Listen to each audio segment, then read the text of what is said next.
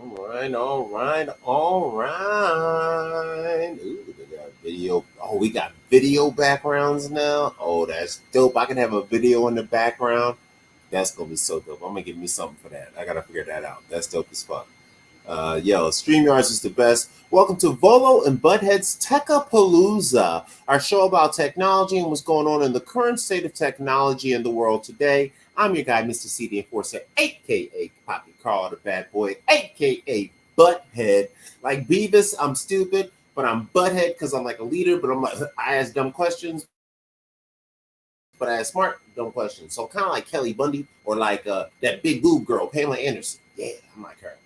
Yeah, I'll tell you what I like to do to her. Anyway, let's get on with the show of Volo Butthead's Tech-A-Palooza. I always start our shows with some videos. I play some of Volo's videos to highlight his YouTube page, which is volotelevision.com. He has these really super uber deep socio-political, metaphysical kind of videos and really like twist people's nods, race, and all kind of stuff. So I figure, I'm also play some videos, tweak people's nads a little bit and get the brains warm. We'll be talking in about 30 minutes at either 9 o'clock Pacific Standard, or if there is some delay, we'll push to 9:30, then go with the show.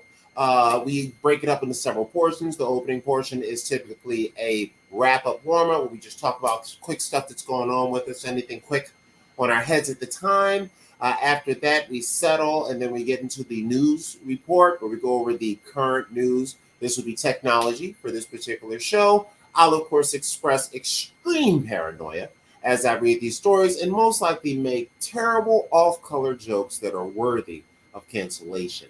And that's what makes me a skit bag, by the way. And yes, the name is as bad as it sounds. Yes, we are skit bags. And you know what it sounds like, okay? Right. Anyway, I'm going to get into it. I'm going to crank these videos up, get it going. Thank you guys for watching. If you are watching, like, share, subscribe, send out to your friends, send out to people you don't like. Or do like, I don't know, but just hit like. If you don't even want to do anything, just hit like and leave. You don't gotta watch. Just hit like and leave. You don't gotta watch. Just like, leave. Like, leave. Hit dislike and leave. Or dislike and comment. You suck, bro, and leave. Please do that every time you come to see my video, and that would be great for our show. And the algorithm. All hail, Lord Algorithm. But this is Volo Butthead's Tech-A-Palooza. We're going to get into some of Volo Tautology's videos as we warm up. We'll get in talking in about 30 minutes to an hour. For now, suffer the joy of Volo's deep and disturbing thoughts. Welcome to Hip Hop Culture. This is your semi-host, Volo Tautology. And today I'm going to be on the My Part of Town podcast tonight at 11:30. Still talking about, the culture and what we need to do to bring it back and take it to new levels. I just wanted to say a quick good morning to everyone. I'm still going to be talking about this word war X that's going on. In one corner, we got Ibram X. Kendi. Young professor, 40 years old. He's the self-titled anti-racist activist, and it has his book, How to Be an Anti-Racist. He represents the left side of the pentagram, whereas John Mahorter, another established professor of the arts. Let me just look up his bio real quick. I should have been a little more prepared, but I'm gonna be real quick. Just, John McWhorter, 57 years old, and his book is called Woke: Racism and How It's Destroyed Black America. So I'm gonna elaborate a little bit more on that and talk about how they pitting our brothers against each other, how anti is representing the Democratic side and how woke is representing the Republican side, and how they're using these two men or these two ideologies or trying to redefine what we are, black people, as being anti-woke. I'll talk to y'all more about it later on, but y'all have a good day. I'll definitely be on tonight, and I'll elaborate more throughout the day. One, God damn it.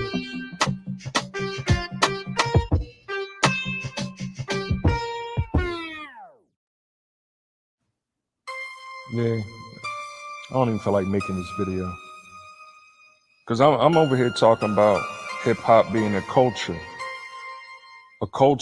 that's logically equivalent to a religion. You know what I'm saying? Now, even then, I'm really got to get into going into depth about epistemological tautology, and y'all want to act like, I don't know what I'm talking about, or I'm just making things up. That's why what's going on is real whack. Like even in Karis One's book, he says, hip hop is a culture. He spells it with a K. That hip means to know. It's a form of intelligence. Hop is a movement. It's an intelligent movement. So when I see professors or educated Negroes like Ibram Kendi make a book called How to Be an Anti-Racist, it's no disrespect to Ibram. Like, we all got to start, writing in some way, kind of way. But when you name it an anti-racist, what you're doing is you're separating anti and not. That's not racism. Like it's like that's the double negation. Nah, it's not a double negation, right? Then John McWhorter, meanwhile, he writing a book called Woke Racism, and so now he's being outcasted from his own people because it's like you serving the white supremacists now, making a book like that because that's a word that they use. So it's like, man, I don't feel like making no long, drawn-out video trying to do truth tables and all this fly mathematics, and y'all ain't even trying to pay attention to that. Nah. I'm trying to keep it as simple as possible. So when you say anti-racist, as soon as he started saying it, as soon as Ibram started saying it, the white supremacists started saying, "No, you're anti-white racist. You're stopping us from, trying to perform what we trying to do is what, we're trying to stop the abortion of our babies. We trying to, stop the death of our people. We trying to, like, that's what we're trying to do."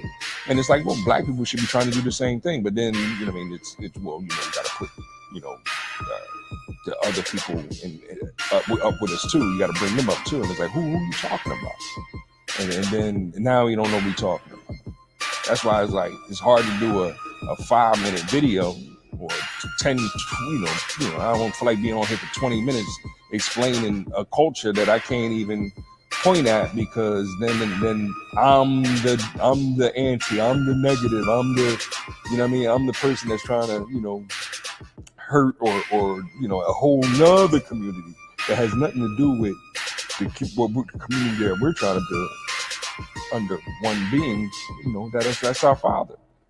So you're causing the split of anti-black racism and anti-white racism. Anti-black racism now becomes, black people willing to, put a noose around their own neck. You know what I'm saying? And then anti-white racism becomes like, hey, I'll kill some Klansmen, like, you know what I mean? But then the Klansman is all Democrats in the video, and now it's a double negation or whatever, because the Democrats is the only ones that's really trying to help black people. You know that's a lie. So that's why it's like, I ain't wasting my time even talking sometimes, but I'm just, trying to have fun. Because hip needs to know it's a form of intelligence. To be hip means to be up to date and relevant. Hop is a form of movement. You can't just observe a hop. You gotta hop up and do. You know what I'm saying? That's Karis One right there. And what we trying to do, we trying to build something of a true culture where we celebrate Malcolm X, Martin Luther King, Stokely Carmichael, Kwame Bryant. Kwame Ture. Kwame Brown. That's my man, though. I'm messing with some Kwame Brown. But yeah, I'm gonna join Mr. C tonight. I just wanted to drop quick 5 minutes on y'all on, you know, what I'm seeing as far as how they're using, you know, this whole white supremacy thing to say that, hey, we're the white people that's trying to help you, like normal, like white liberals do. And then the other side is going, well, no, they're actual racists or whatever, and they ain't even trying to help us either. It's just two false, you know, sides of the same coin, saying that they're going to help you. And we know that when you're trying to choose between false or false, you're going to get stuck with false pride, that is. All right, I'll wrap to y'all later, man. You know, I can go on for hours, but, you know, make sure y'all check us out, like, subscribe. I'll make another video with more, you know, I guess, things to point at, you know, or, you know, to help, you know, color the dots to help y'all figure out the difference between eternal black, strength, brown, and courage. That's red. Every time I try to get out, they keep pulling me back in. I'm serious about that. Like, this is ridiculous. Hip hop is an American culture created by the children of the 1960s civil rights movement.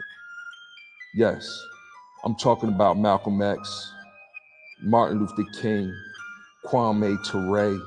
These are our oratorical leaders. They the ones that taught us to fight back against the tyranny and the destruction of the black family. Because that's what they trying to do. That's all these liberals are trying to do. FUNK. This is 5 minutes of funk. I just made that up off the top of the dome. Because they like FUN killers. That's what they about. They trying to destroy the black family, and I can't sit by and let this happen anymore. It's over. It's out. I know. I hear you, emo. You know what I mean? This one goes out to my man John. Of course, Mr. C. Happy birthday. I'm only gonna drop 5 minutes real quick on y'all. Yeah. You see Cornell West on here. Coon ass. Yeah, and then they gonna block me for calling him that, right? Because he act like he down with the culture. He acts like he's one of the leaders. He's one of the forefront people, and how much he's full of love. But why he keep pointing to the side that's full of hate, right? Quoting, got the nerd to have a Bible in his hand, quoting Matthew 7 where it says, "Judge or be judged," right? And he the first one. I mean, look at what this boy's tweeting, right? You talking about some serious revolutionaries, right? And then he got, you know, he's fighting against, you know, capitalism, white supremacy, and then he got the nerve to say male supremacy, homophobia, and transphobia. Like, you can't control yourself, black man, right?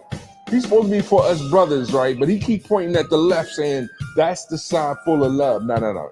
No. They're the ones full of hate.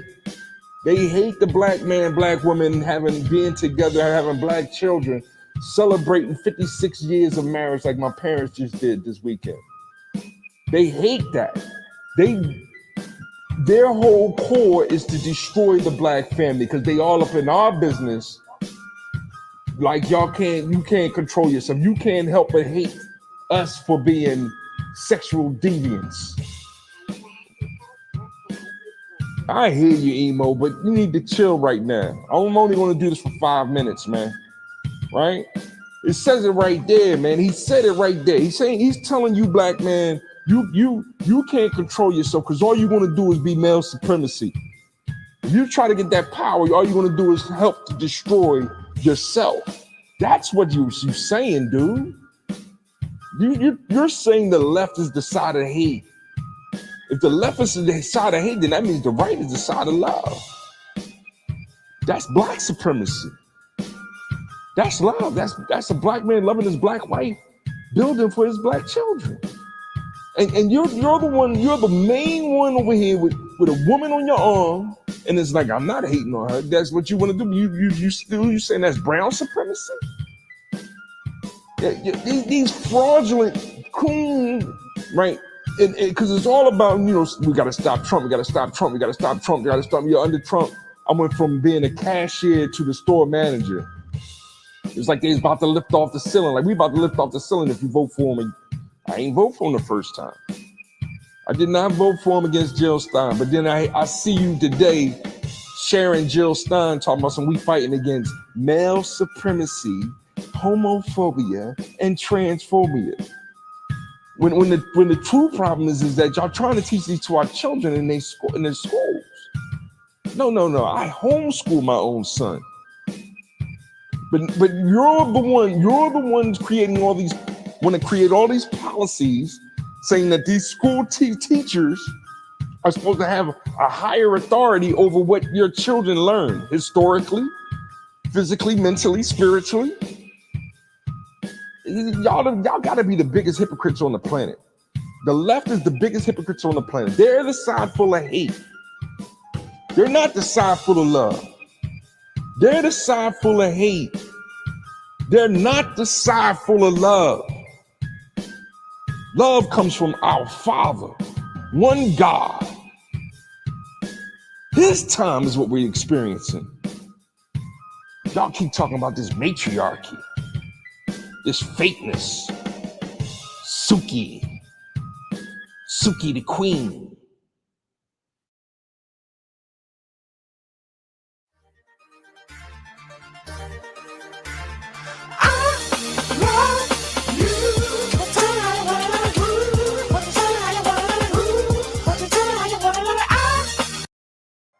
Every time I try to get out, they keep pulling me back in.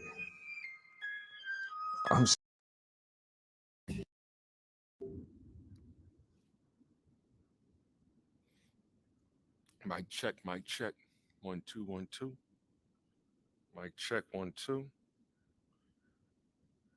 Trying to figure this out real quick. Welcome to the Neo VOLO show. Some music. There we go. 1 2 1 2. I was going to do a whole introduction video. Nah, I ain't got time for all that. Like I said, this is the Neo VOLO show. We about to rock it for y'all. It's been some real quick. You know what I mean? See if y'all down with it. It goes something like this.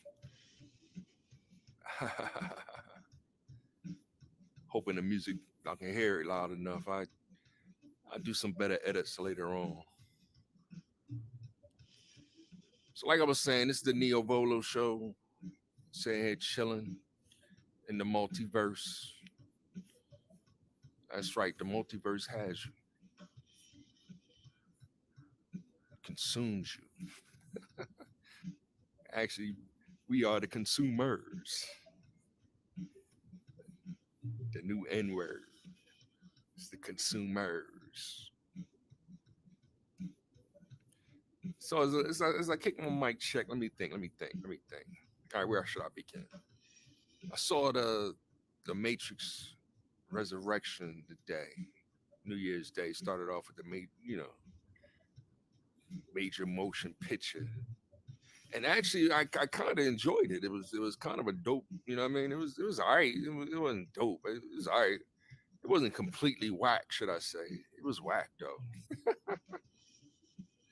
Let me try to make some sense out of that.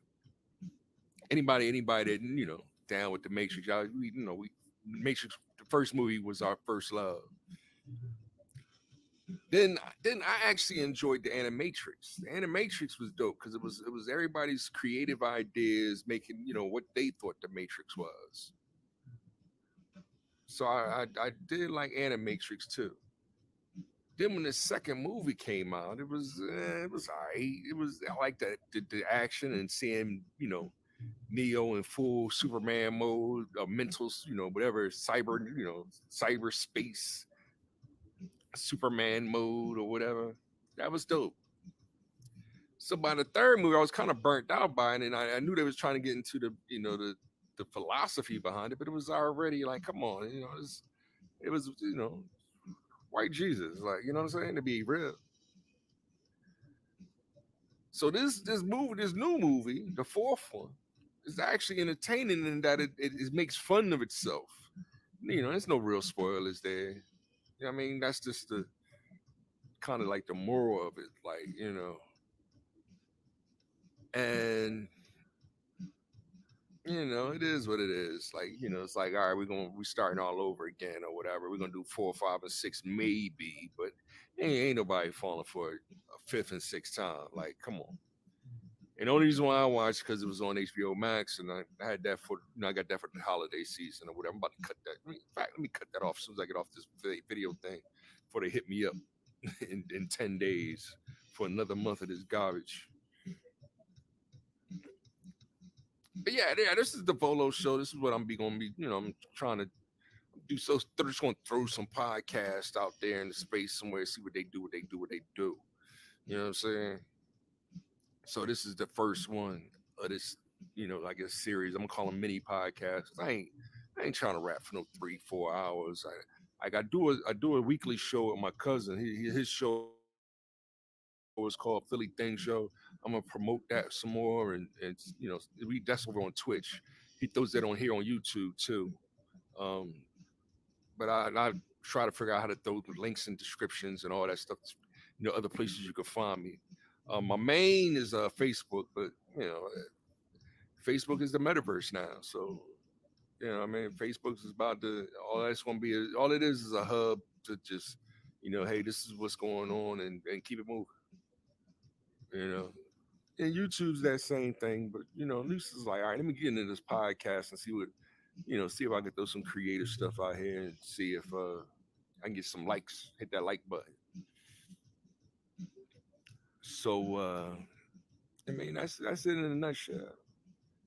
But let me tell y'all what I'm really about. Like, my son, I have a seed, 10-year-old seed, just going into the adolescence, and he needed a project, and the first thing I gave him to give to his class was hip hop. I mean, because that's just like that's the one thing we got in common. Like he thinks it's video games, because I play video games. You know what I mean? I'm an Intellivision head. Like I go way back to that. So he thinks it's video games, but it ain't video game. He ain't really into Teen Titans or anything like that right now. He's still we watch Teen Titan Go together, but he ain't into Batman Superman yet. See, I was in the Batman Superman early age. Not Superman necessarily. I was Batman, Spider-Man, Iron Man. I say you used to like Iron Man a lot too. But and Wolverine. Wolverine was my man. Oh, I read 100 million Wolverine comics. But I'm getting off topic. So the project I gave him when he was hip hop, it was like, son, here, this is what hip hop is. Hip hop, what they tell you is just music, but no. It's more than that. It's an American culture created by the children of the 1960 civil rights movement. I'm gonna repeat that a couple more times in the next videos, not today though. Think about that. So when I was growing up, Malcolm X was hip. Martin Luther King was hop. He was the movement. That was the intelligent movement.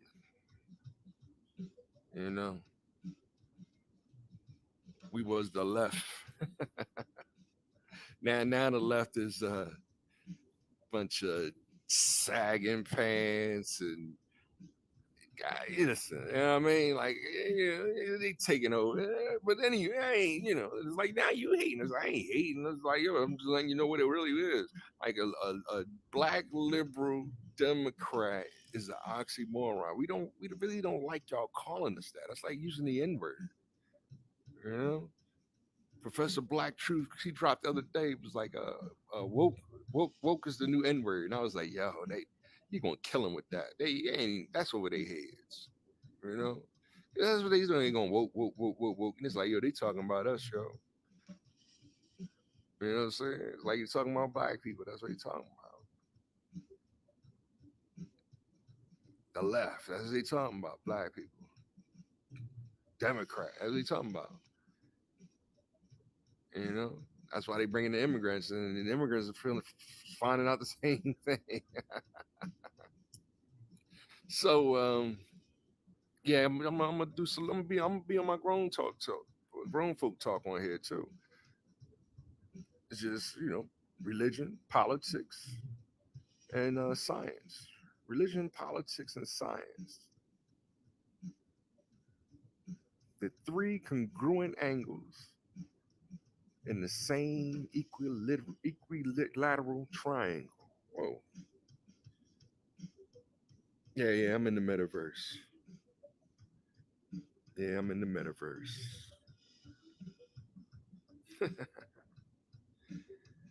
So, I just wanted to throw the intro out there. This is the new Neo VOLO show. I'm going to, throw it out there. I don't want to take up too much of y'all time. About 10 minutes at a time or whatever. See if I could spark a thought. It's definitely gonna be hip hop. That's what it's all about. They're trying to take over our culture. You know what I'm saying? That's all they really trying to do. They're trying to redefine our culture. Dang, why that join in space like that? Whoa, what's going on here? Am I waking up? Let me end it on this note, right? My name is Bolo Tham, Modulus Tautology, here in the metaverse. The tautology is comes from wait. Why is that in space like that? I'm gonna leave it there too. You ain't got time to be looking around. Why are you in space pointing at me? Anyway, but let me end this real quick. Then hit reset and try to figure out what's wrong with my system.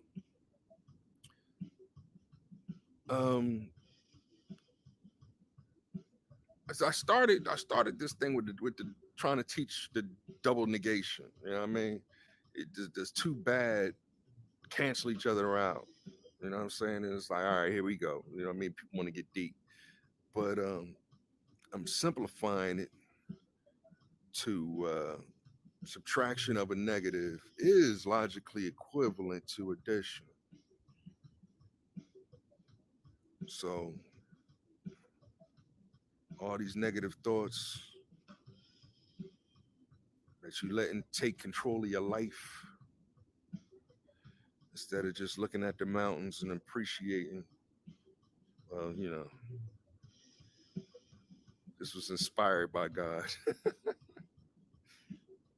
This is all digital. So I'm gonna end on this note. Love is true. Hate is false. Love is true. Hate is false. Love is true. Hate is false. Yeah, man.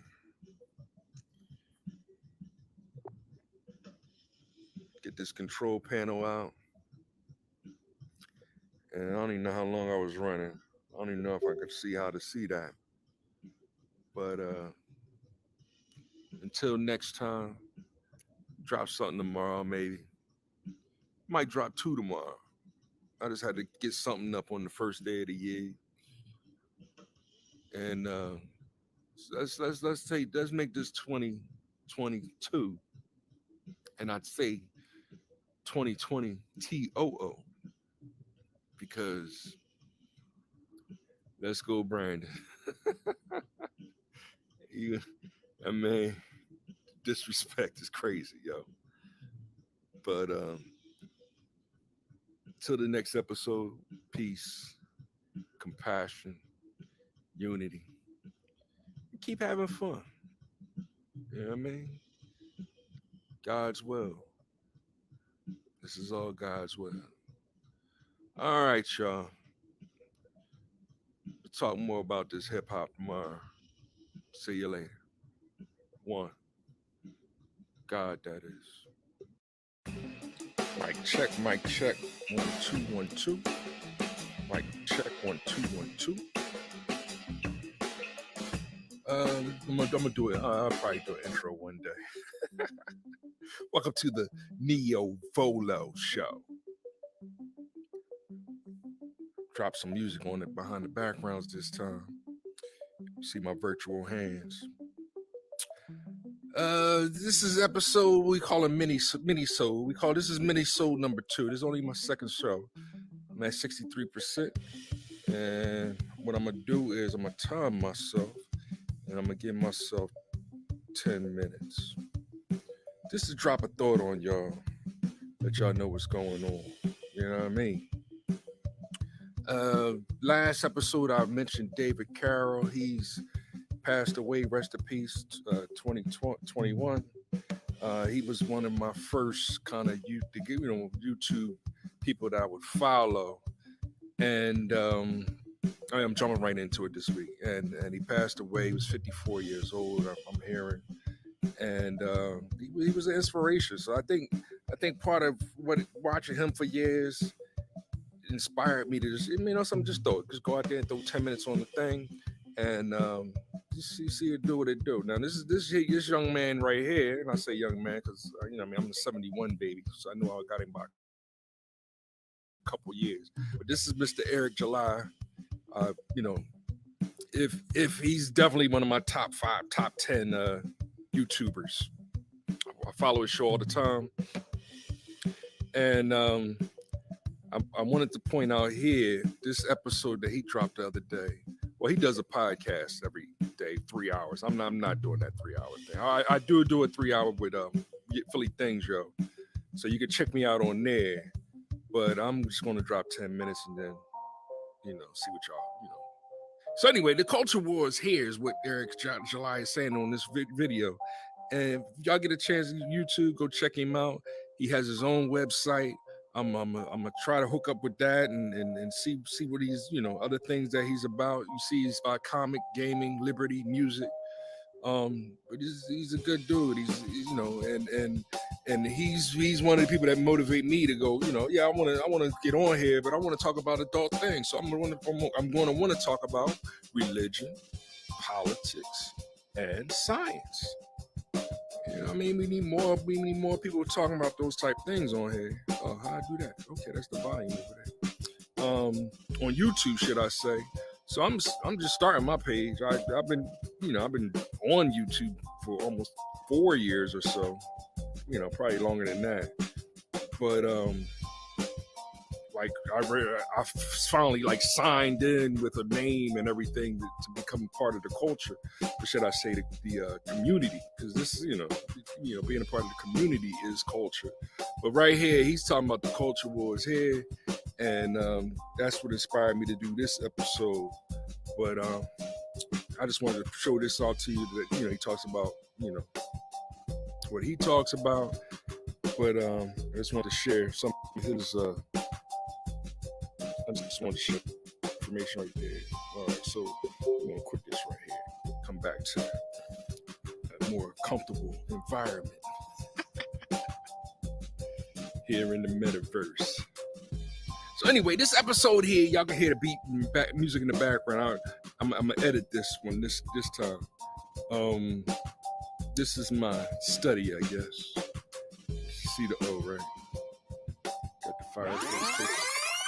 I'm calling this episode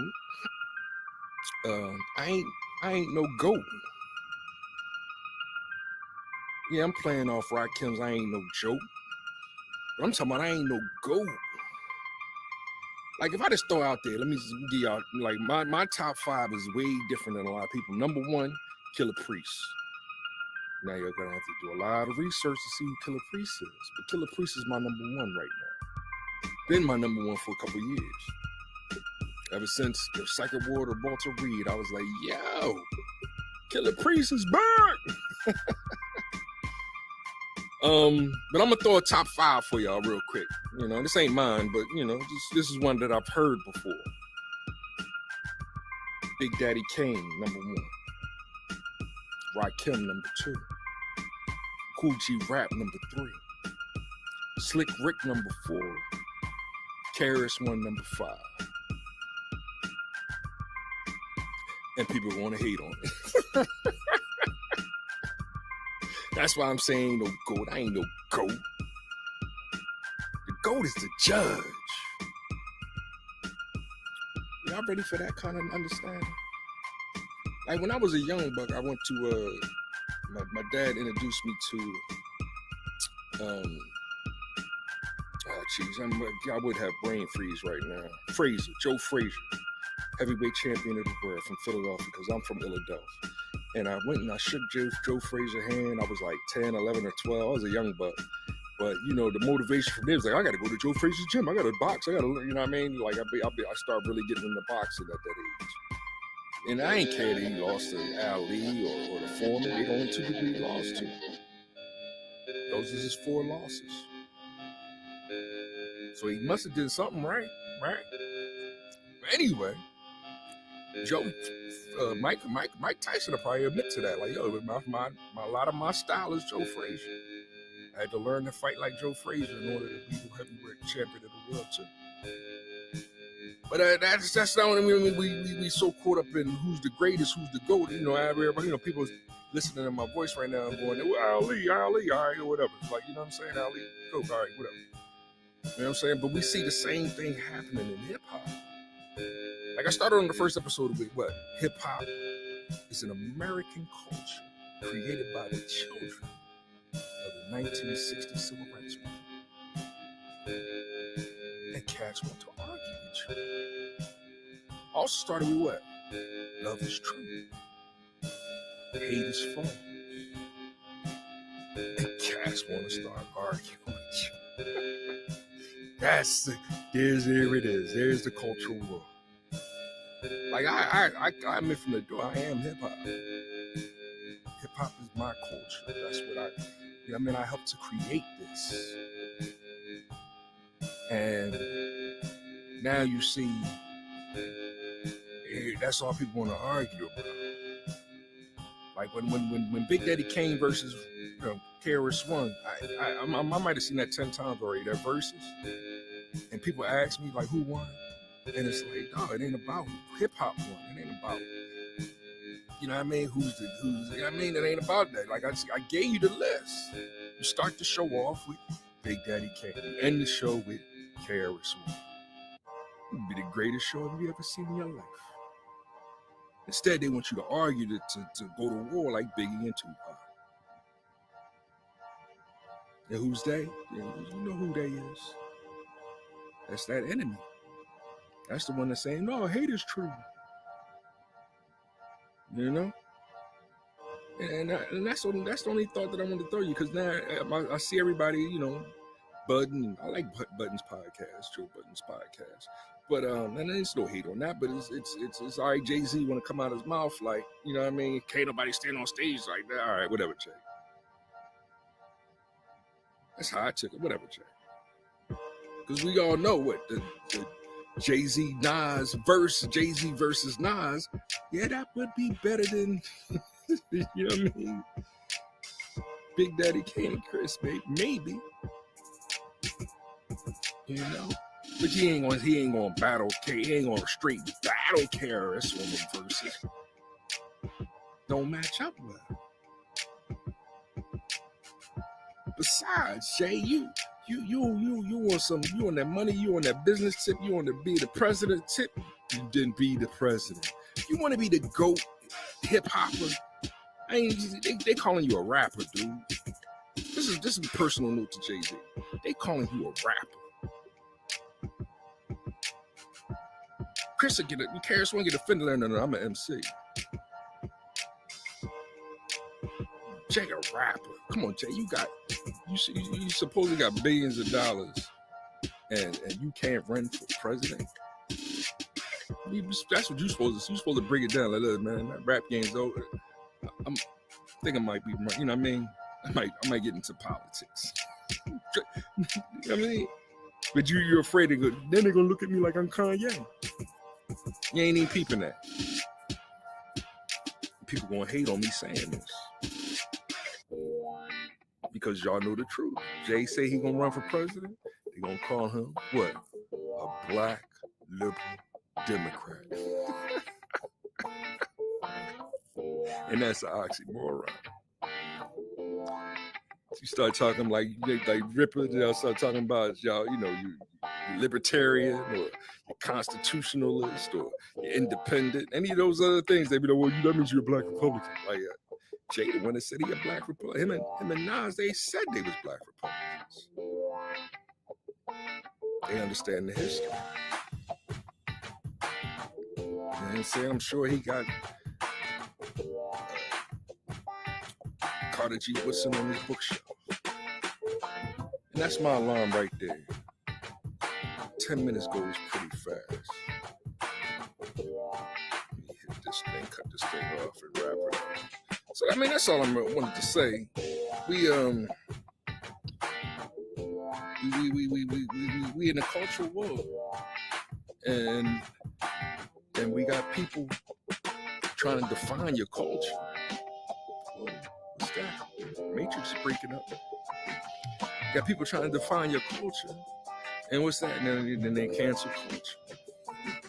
They trying to cancel your culture. And that's what's going on. That's the truth. Let's see if I can do this with my phone. I'm doing pretty good. So yeah, I'm gonna end it on that note, and I went over my 10 minutes, and I might just go boom, do episode 3 real quick. But I just wanted to let y'all know, hey, all these dudes out here talking about they the GOAT, but you know what I mean? It's like, all right, we'll be the president. Step it up. You know what I mean? Like I'm in Philly and I'm looking at the paper every day. It's like, no, son, I need to run mayor. Because this ain't right. The things that's going on in this world ain't right. And we need to step up, step up our religion, one. Also step up our politics. And our understanding of science. We don't even understand science. But now it's turning into a lecture. I hope y'all like the little beat that I threw in the background. That way they don't monetize or whatever they try to do to copyright my stuff. It's all original. Except for... All right, I'm gonna end it on that note. One, y'all. God, that is. What in the world is going? Mic check 1 2. I might have to take this old school and record through the earphones. I can't get my levels right. 1 2. Well, let's say you're listening to the sound or the mentals of the VOLO show. Yeah, I had to do an intro. Drop that beat on them. And we back. 10:48 a.m. I don't have to set the alarm, but I'm gonna give y'all a quick 10 minutes. This is the VOLO show. You know? The hands, you know what I mean? The hand. The VOLO show. And we calling this mini-sode Day is a Cultural War Word. I don't even know how that sounded on this microphone, but we'll figure that out. We'll figure all that out. Today's show, you know what I mean? We're going to continuation of the first show. I'm only going to 10 quick minutes. Give me 10 minutes of your time. Break it down. Of course, as always, hip hop is a American culture. You spell culture. See right there with a K. Is an American culture created by the children of the 1960 Civil Rights Movement. Yes, we're talking about Malcolm X, Martin Luther King, Kwame Ture. The list goes on and on and on. But that was the movement, and we are the children that came up out of that, and it inspired me to make this show, called the VOLO show. So we can break some things down, you know what I'm saying? You can read all that on your own, have an eye image. That's from some samurai book that I got. I like to read a lot of books. So today we're going to do like a picture day thing. and continue on what we was talking about the first quick episode. Like I said, I'm only going to do this for 10 quick minutes. I was on the Philly Thing Show podcast that Mr. C and Miss D does every week. And we basically talked about the movies, from Spider-Man, to the Matrix. Added a little bit of the, in-depth kind of how it's relating to society and stuff. But yeah, we definitely in the cultural war, and I talked about that second episode, from Eric July and things of that nature. And these are things that you see. So today I brought a couple pictures, and we're gonna rap about them real quick and how they, relate to what we really talking about, this cultural war that's going on. Now the word day, that's a play. That's a play on THEY. We saying day because the D means that they devilish. You know what I mean? So instead of them, THEM, we go dem, DEM.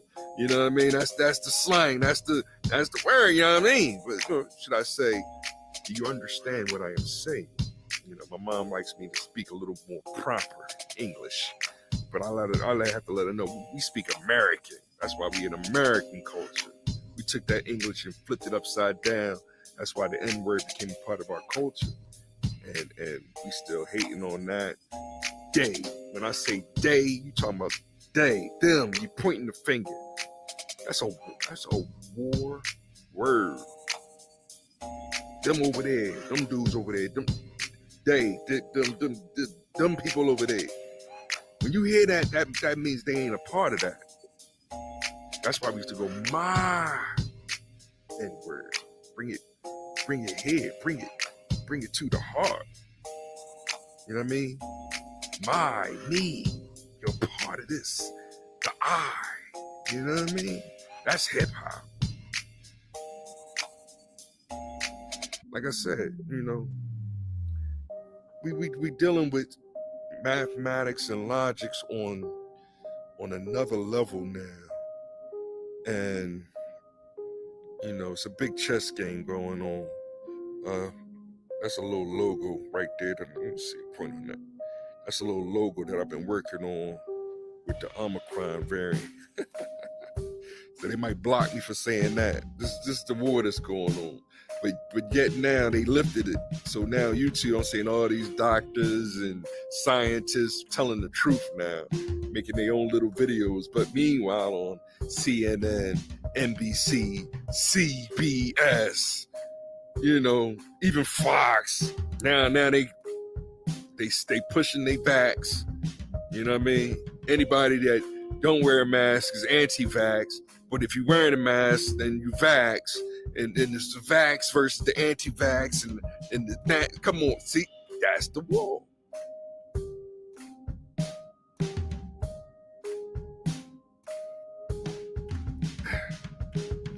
I paused for a second because I'm throwing music on in the background, and that's why I ain't dropping these. My cousin, my cousin, Mr. C's my cousin. Everybody, if you watch that show or follow me on Facebook, y'all know that I'm still new to YouTube. So I'm trying to build this on YouTube. He told me to drop 2-3 of these a day. I'm only gonna get, I try to do the best I can. You know what I mean? It would be cool if I can drop 365 in 1 year, but we'll see what we can do. All right, so we're gonna show some pictures real quick. I'm running out. I'm moving kind of fast. I'm kind of glad I can see the time there. And as y'all can see, I'm in the metaverse. This is the metaverse here. Well, we'll talk more about the metaverse. That was the first episode. Second episode, we identified the cultural war going on. It's like Star Wars. That's me right there with the mask on, with the chest set, saying I'm ready. I'm ready to battle the mind. All right, where should we start? This one's in the corner of my eye. And of course, this is just a nice little picture. You got Booker T. Washington, W.E.B. Du Bois, Marcus Garvey. When I made this, it was for a meme. So I extended it, added some words to it and all.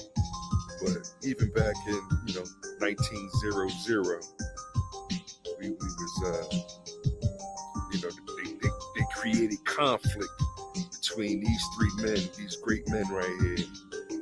And this is my favorite. Like we was talking about the second episode, I forget. It all blurs together, but him, W. Du Bois versus Garvey and the NAACP versus the black, it's causing all kind of conflict. Back to Africa versus building in America. That's the war. We're supposed to come together, build as one. Black is eternal.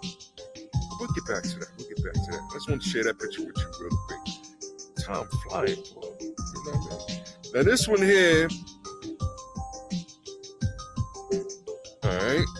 This one's from KRS-One little video. Not a little video. KRS-One is the truth. He's the teacher. You know what I mean? I give him that title. Big Daddy Kane. King Asiatic, nobody equal. He's that king.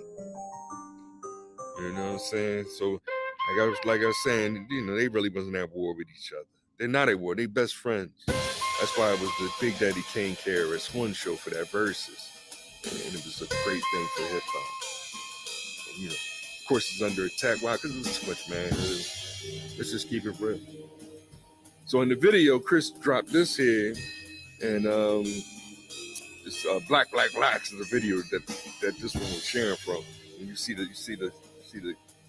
shiny gold, and bling bling. I did this meme to show, bling bling is often shortened by just bling, flashy jewelry worn, especially as an indication of wealth or status, broadly expensive and ostentatious. Ooh, okay, possession, such as grills, designer bags. The term arose as slang, but grew into a cultural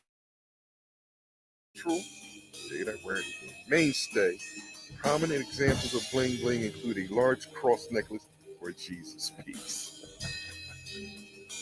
We hanging ourselves. We had little gold chains around our necks. Yeah, that's a classic right there. You know what I mean? If Jesus was killed in electric chair, now get it. With vanilla, the electric chair is still living. That's some KRS-One lyrics, some classic. We wasn't always in bling bling bling. They ain't hating on them. Slick Rick is I made Slick Rick number 4, and he always got that bling.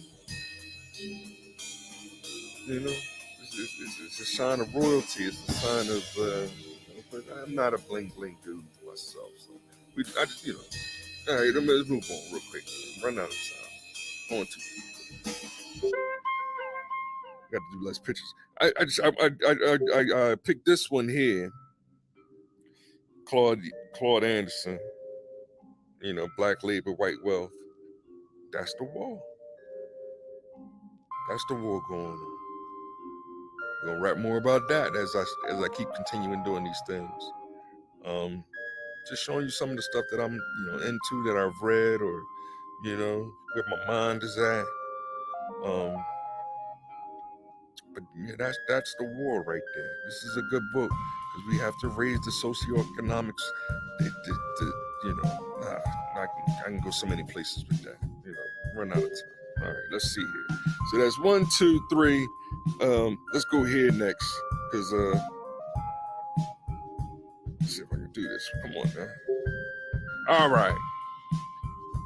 George Orwell, 1984, 84. Classic year. I was like 13.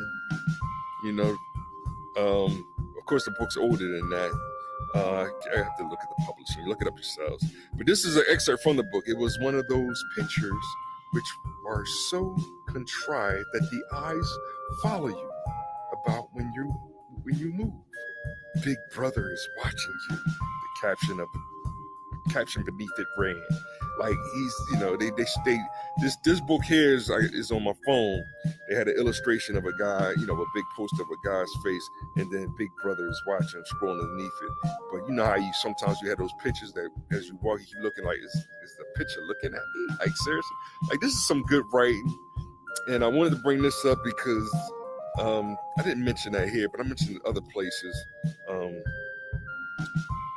that's because that's what I see with this multiverse. They can see everything that I'm doing. And I'm like, yo, I'm going to show you what I'm doing. But if I show you what I'm doing, then Facebook want to block you, YouTube want to ban you. You use the N-word, you use the D-word. We'll talk more about that too. You know, but I hope y'all enjoying these beats in the background. That's my favorite part of making these things. Like, yo, let me just throw some beats together, mix some loops together, yada yada, flowing in the background as I spit the thoughts and share the, you know, the thing, you know, that I'm trying to share with you. You know, this is stuff that these are, you know, all these are little memes that I created. This one here, I clipped from. I think Twitter. I need to go back to Twitter. I ain't posting Twitter in a while.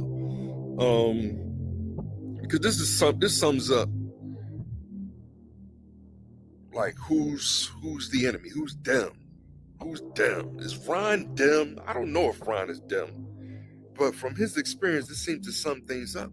And it's like, dude, you know what I mean? Like, you going, the left wing is us, the right wing is me. And it's like, for black people, we had Booker T. Washington. We had, W. Du Bois was more left, I guess. Booker T was a right wing. Where it's like, yo, we're going to build it ourselves. You know what I'm saying? NAACP was, you know, us, color people. Booker T was more, or Marcus Garvey was more black. Go, listen, you don't like us here, we're going to go over to Africa and build our own thing. But I ain't seen this before, man. I have the same name as my grandfather, and I passed it on to my son. And my great-grandfather, my son's great-grandfather, my son's 10 now. His mother was born in 1915. So December 10th, 1915 is our special day that we celebrate him. And his mother was Native American. And my skin is brown. That's where we start getting to this whole critical race theory and which side is for what kind of ideology behind it, what kind of philosophy behind it, what kind of psychologically is behind it, and sociological behind it. It's the same bird.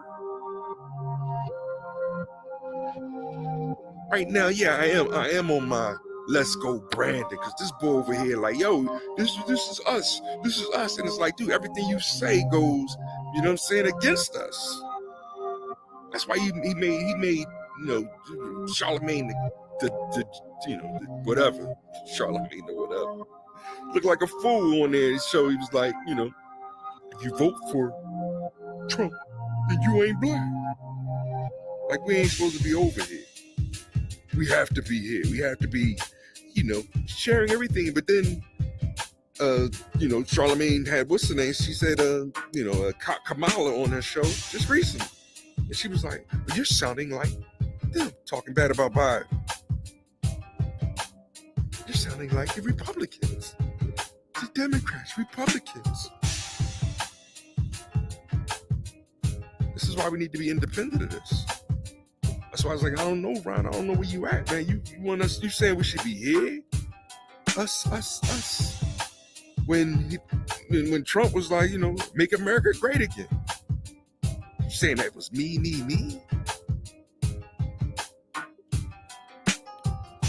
A lot of politics going on here, and I saved this one for last because I can rap about this all day. And we're going to rap more about politics. We're going to rap more about religion. We're going to rap more about science. ain't do no science ones. I might do science for the next one.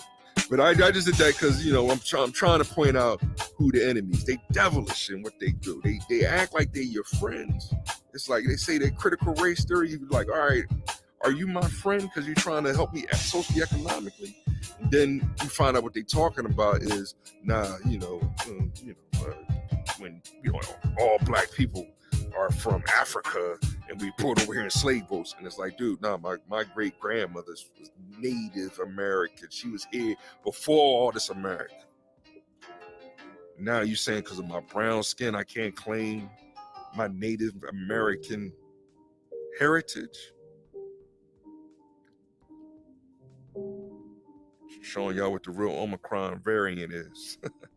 What day is. Why we say devilish. We changed the culture to let them know. We took that English language and we made it American. I'm rapping too much right now. I'm over my time. I did a good job, I think. I'll be back later. I might do another one today. Just drop it.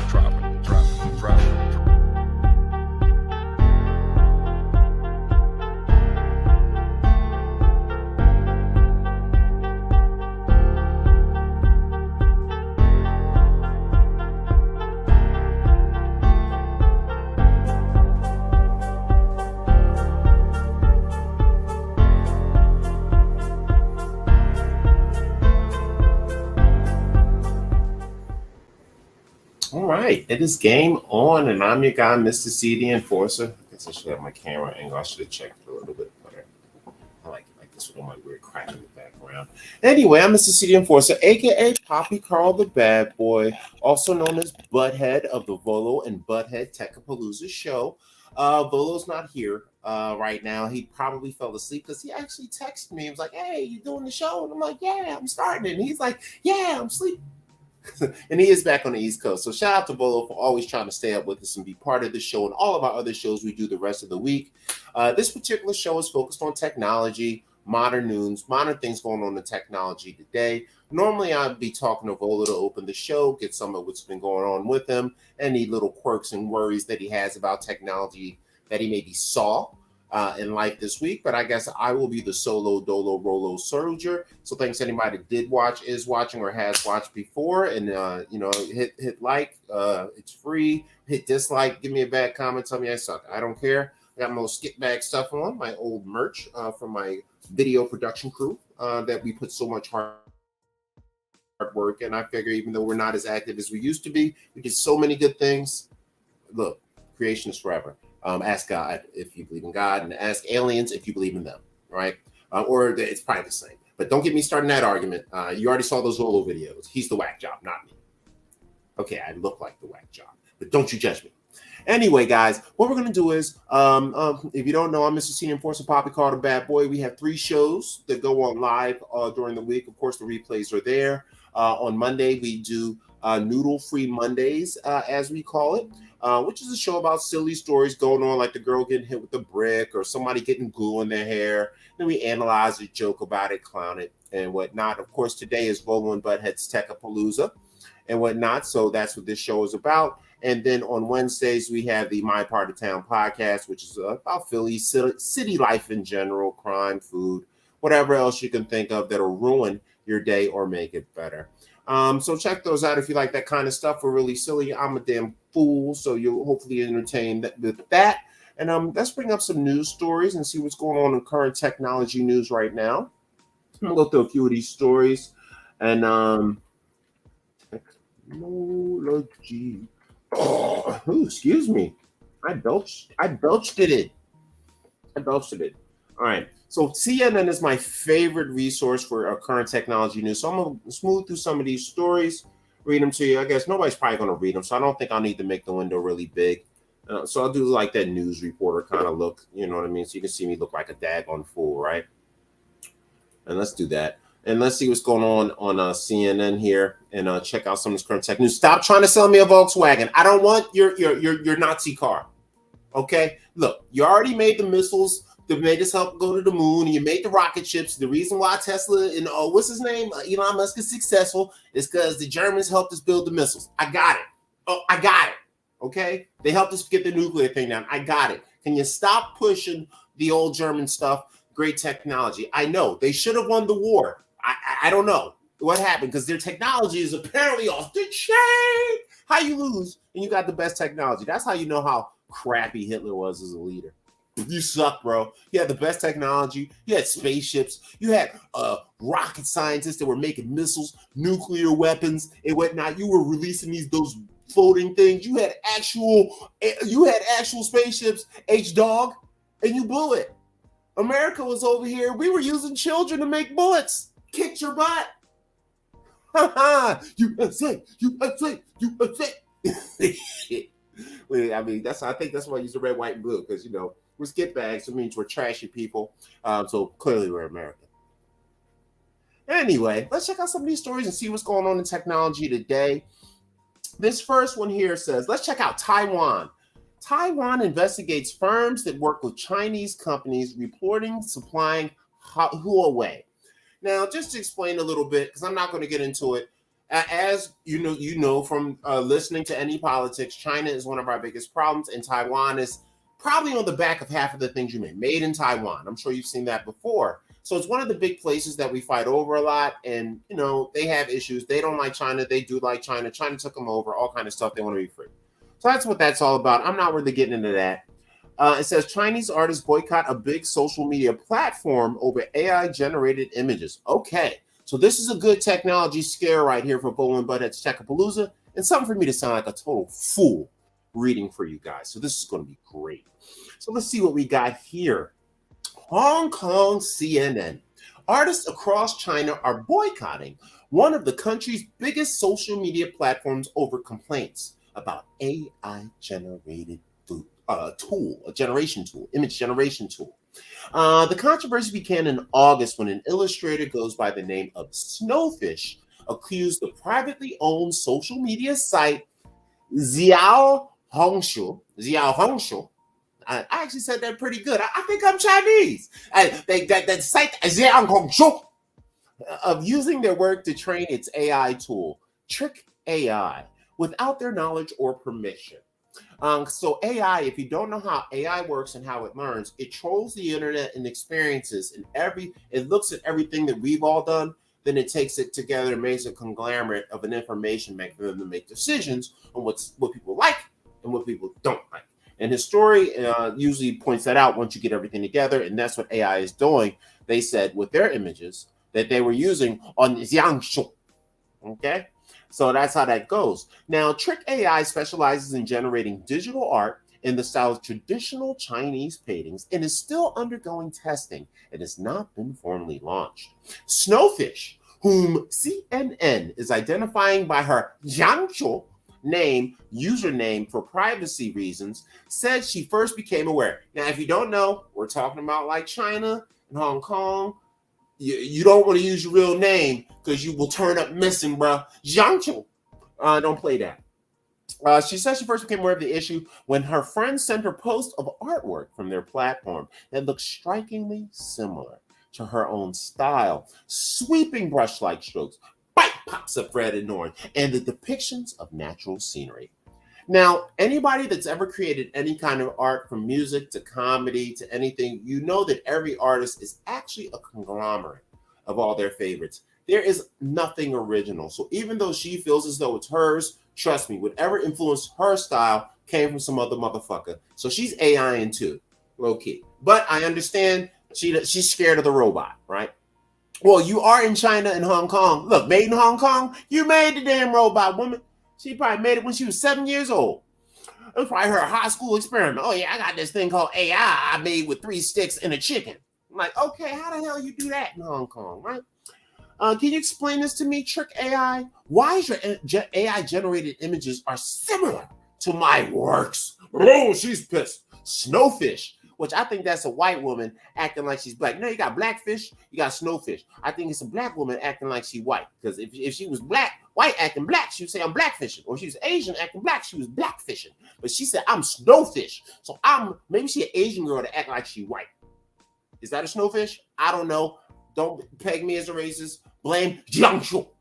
for that situation. Snowfish wrote in a post which quickly circulated online among her followers and the artist community. The controversy erupted weeks later after China unveiled the rules of generative AI, becoming one of the first governments to regulate the technology as countries around the world wrestle with AI's potential impact on jobs, national security, and intellectual property, which would be art and the things you create, the things you come up with. Here are the images. Look great. Love them. Trick AI in Jiangsu, which says it has 260 million monthly active users. Do not publicize what materials are used to train the program and have not publicly commented on allegations. Now, of course, like I told you, all AI uses the internet to learn. That's why I saw it. That's what it did. It probably looked at our stuff too. That's what it does, right? So anyway, the companies have not responded to multiple requests from CNN to comment. But Snowfish, the Asian girl acting like she white, because if she ain't a blackfish, you're Snowfish. I mean, hey, I'm not me. Like now, if I say, hey, I'm white, then you bet, hey, you snowfishing, Carl. You snowfishing, Jack. She's snowfishing, and because she in Hong Kong, how can she be a snow bunny, right? Dr. Umar, can you straighten this out? Snowfish said the person using the official AI Trick AI account apologized to her in a private message, acknowledging that her art had been used to train the program. Oh, damn, they admitted it. They're like, yeah, we used your shit, cut.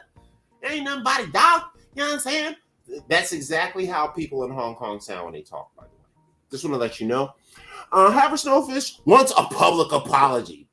It's gotta be a chick, man. Oh, I want a public apology. Nigga, shut up. Just they said they be sorry, Nick. Get over it. They admitted it. Get over it. The controversy is fueled online protests with the Chinese internet against creation and use of AI-generated images, with several other artists claiming their works have been similarly used without their knowledge. Hundreds of artists have posted banners on Jiangsu. I love saying that. Jiangsu. No AI-generated images. I'm having so much fun. Jiangsu. I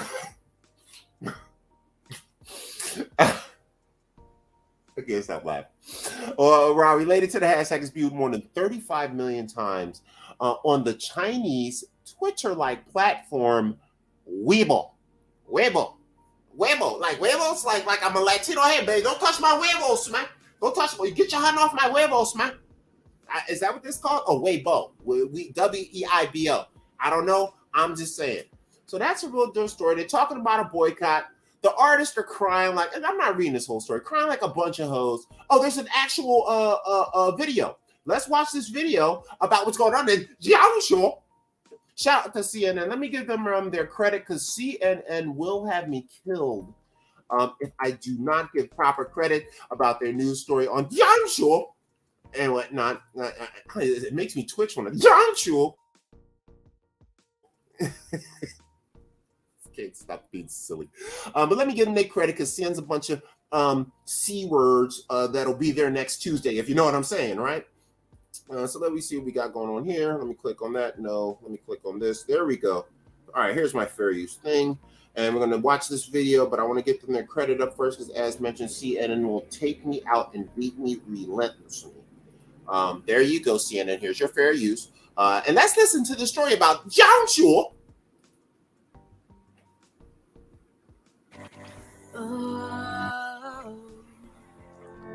They always trying to get their money. Shout out to Dawn. My ex-girlfriend's name was Dawn. Great in the sack, terrible with the rest of life, but she was beautiful. And that was most important. But yes, I'm scarred and I'm alone today because of this woman. Don't you judge me. Don't you judge me. Why do you think I'm doing this show? Dawn. It's a damn Dawn. And it's not the soap, the chick, bro. Oh, Dawn saves ducks. Not my ex-girlfriend. She eats them. Generative AI. Oh, wait, let's turn this up. The point of generative AI is that it can train itself. Oh, here. CNN want to act like a bitch. Shut up. That you get eliminated. It's a great question, but I totally agree with how Michelle explained, because in this project, we really dedicate a significant time to unveil machine decisions. We dedicate a small screen, literally, for curious minds to understand how AI is finding those patterns. we unfold as much as we can. So I think what we are trying to say here is the future, while invisible design of these systems coming to our life, but we also need to give an option for curious minds to be able to understand why exactly machine decide that. I think machine decisions is exactly one of the reasons that this project is not following the current issues and critical problems. We go with the other part of the spectrum where we unfold everything as much as we can. So how do you, that's fascinating to me, because one of the biggest problems with AI is we don't understand why the machine chose things that it did. Yeah. How do you try to help people understand how it came up with these images? So this was literally, I think, in this project, one of the most fascinating moments is seeing people going to the close to this additional monitor and literally witnessing the moment of AI decisions. Like you can see which color is coming from which clusters, which form is coming from potentially which clusters. The reason of like movement and the correlation with the weather conditions, most likely windy or rainy day, is affecting some patterns. And the clusters means clusters of images. Of information, exactly. Yeah. So images turns into an information. Right. So we do not show anything real. In this project, nothing is real images. It's all bits and bytes. Exactly. Everything is imaginary. And that's really fascinating to me. And I believe this is a medium, now I'm trying to say artificial reality, a feeling that doesn't exist, but may exist. And I think it's exactly where we are going.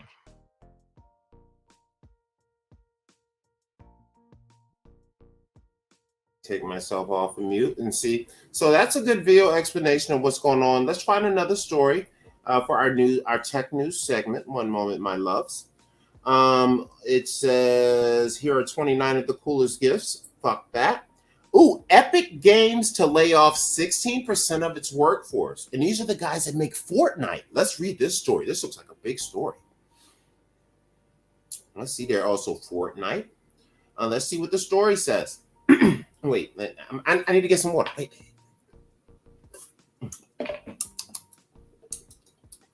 Oh, hold up.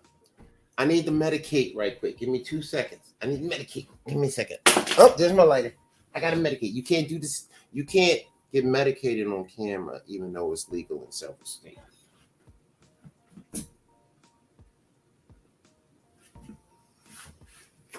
All right. Now we're ready to read. All right.